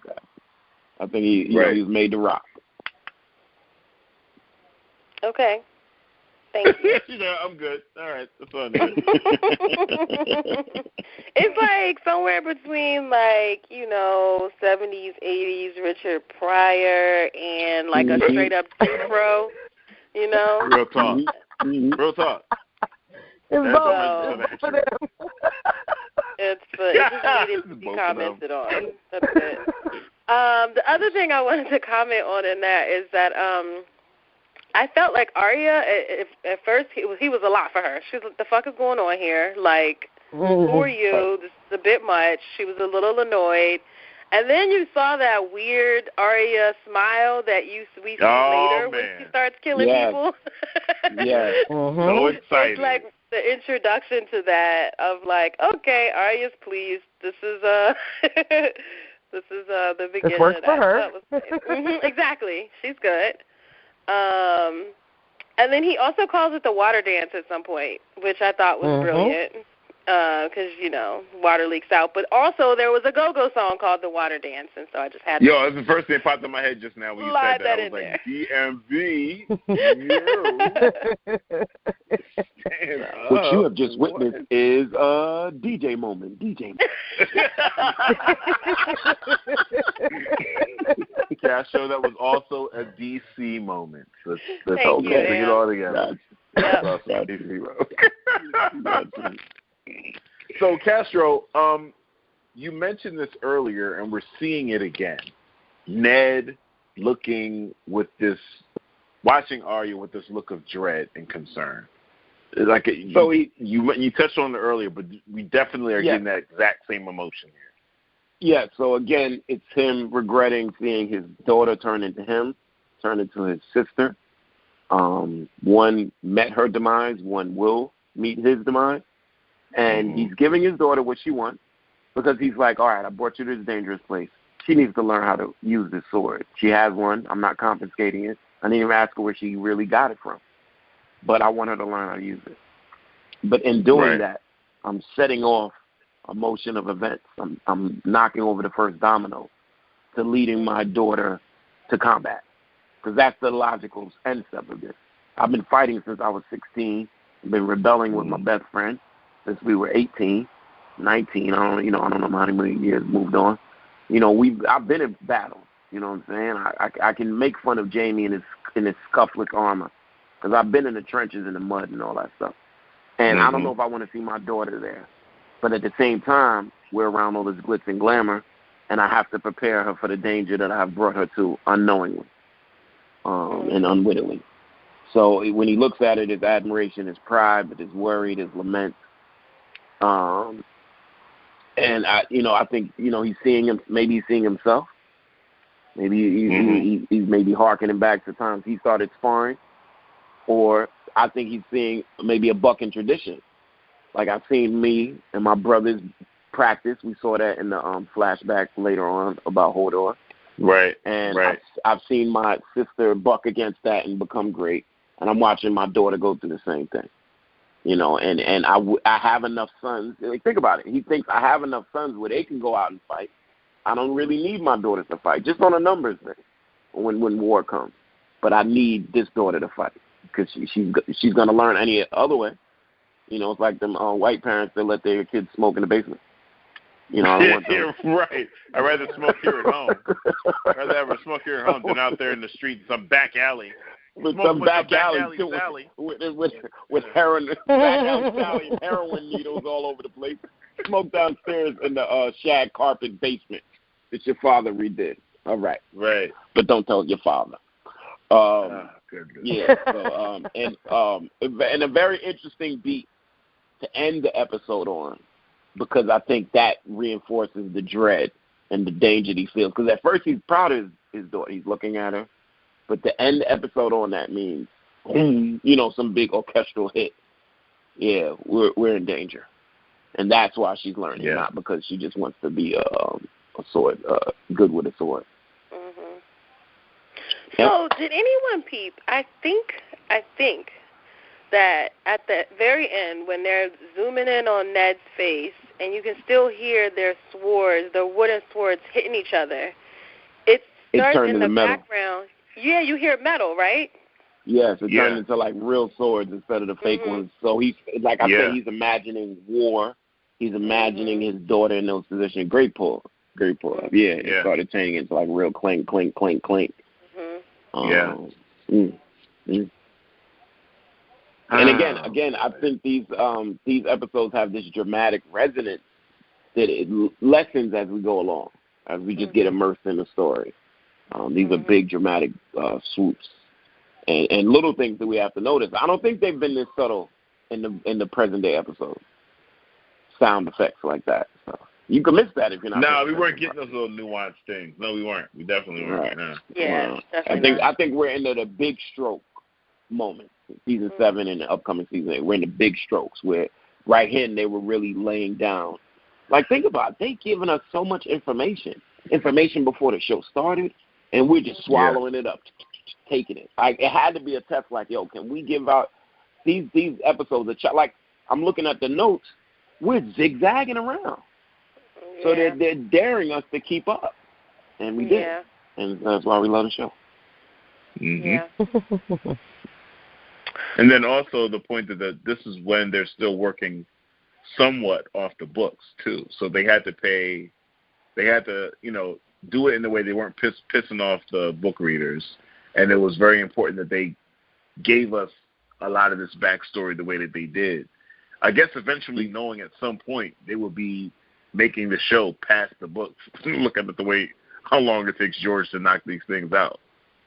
Right. So that all this detail, it had to lay an anchor to whatever changes they were going to make later on, whatever liberties they were going to take later on with the script. Totally agree. Boom. So I have one question before we go.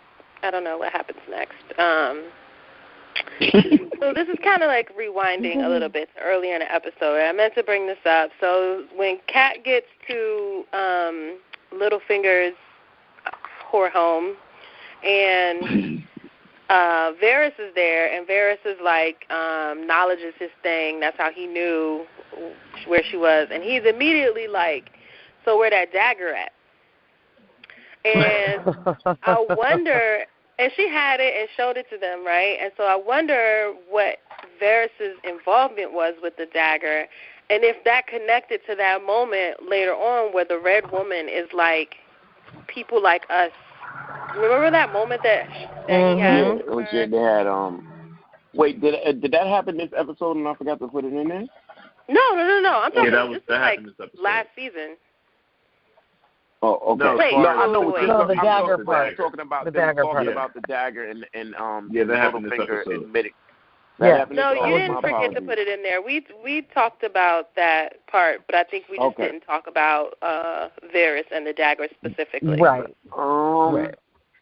I don't know. I think he was just there, and maybe Littlefinger wanted him there to throw any scent off of him. And they're kind of just dallying about this dagger and here's another thing that I thought everybody else caught, but we haven't said yet. Did you notice that he said the hilt of the dagger, I guess the handle, was made of dragon bone? Anybody hear that part? Yeah. That totally escaped me. I mean, because there's still more history to this dagger. That's the second time they said it. That's the second time they said it. There's still so much history, or more history. Yeah. There's more history to this dagger than even this event. This thing made out of dragon bone and Valyrian steel, and there's no other dagger out there like it. It wasn't like there's a set of 7. So, right. Yeah, Varys made it known in that scene that he knew what had happened, because he said something to Kat about her hands. He was like, "Oh, your poor hands." Before the yeah, daggers right, exactly. Yeah. Yeah, Mhm. Varys was. But then he was saying his birds are everywhere. That's what I thought that was. Because she said, "How do you know?" Yeah. His birds are everywhere, even in Winterfell, where you think your birds are. You know what I'm saying? Like, I thought that's when Varys was showing a lot of power then. And I thought, I ain't gonna lie to y'all, I thought Varys would be a much bigger player in this whole thing. Especially the way they rolled him out of bigger. Like, much bigger. Like what Littlefinger is. I thought Varys would be pulling the strings on the other end. Yeah, I definitely thought they were on the same level. But that's what I'm wondering. Like, is there still more to know about Varys? Because he was just breeding his support of Daenerys. It seems like he was just breeding his support of following Daenerys when she got established. So maybe he's been not breeding her, but taking care of her over there this whole time. Maybe he set it up Jorah to be the spy because he knew what Jorah would turn into once he got Daenerys to a certain level. I think there's some responsibility on Varys' part for what Daenerys turned into. That's what I feel like his bigger role was. Yeah, I think if we like look at some still moves, have some stuff to learn about Varys, and agreed. Varys could end up being a much bigger player than we've thought. You know what? That does make sense.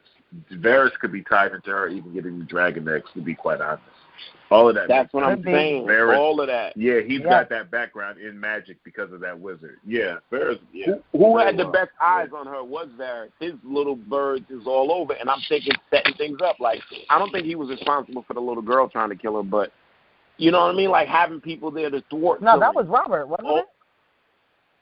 The little girl, she seemed like a witch baby. Yeah, she was. It was I was thinking of the wine and the market, like where the kids were following her and shit.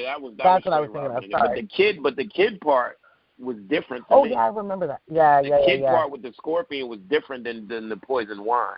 The poison wine was like Jorah knocking it away. And I'm thinking, well, Varys set up Jorah to knock it. You know, making a false hero. She'll cling to it. Like, I think there's some of that with Varys to get her to the point she's at now, not to harm her. Like, all of that was like just a setup to get her strength and to build her up and, you know, that type of thing. I think Varys does those type of cons. Because he even admits as much that he supported with who he thinks is best for the realm. He's been thought Daenerys is best for the realm. Remember, he keeps changing phrases to maybe it's a woman that saves all of, you know. Yeah. So there's something. We definitely got more to learn. Say to him at that time when they're on the mountain together, and she's like, "People like us die here. People like us." Well, we both are gonna die here. We're both gonna die here. Yeah, we're both definitely. But have to die there. It's not gonna die. It's have to die there. Right. Oh, okay. But as a product of where they came from. Right, and what their journey will end at. I think that's the assumption because we don't elaborate on it, but that gives us the assumption that they have more in common, whether it's just pure magic or it's something else or it's Lord of the Light or whatever. Like they have similar paths, Lord of the Light, and they have to die a similar death. Yeah, Lord of the Light spoke to him too, and she could see that all over him. You know what I'm saying? That's one thing her clairvoyance at least allows. Like, she acknowledges Thoros of Myr. You know, I'm pretty... Like, all of them priests going to come back. We might not meet them again. But when I looked at another little note rewatch, there were like 4 or 5 priests we meet. Kinzara, the girl, there's another dude priest. We bump into a bunch of priests. We don't even realize, that's the most... You know, other than the 7 priests and the faith militant, that's the most other religion I've seen. You know, and they're all over. We see them in Essos, we see them over here, so... You know, Thoros is a priest, so yeah. That's all I got, guys. Okay. All right. Long call. Thank you guys for tuning in. We did it. For another great episode. Wraps that up. Oh, yeah. We're setting up. I'm delirious. And I've been drinking vodka this whole episode. Okay. Awesome. Good to know. You held it together really well. I'll say that. Did not. I have one eye open, the other one is twitching. So, I don't know what that means. This might be my last episode. Drink some water. Go to bed. Stay away from beaded doorways, yo. Yes, I really eat no more hanging snakes. I don't eat them. They just got wrapped around my neck one time. Good night. Good night. There you go. Bye.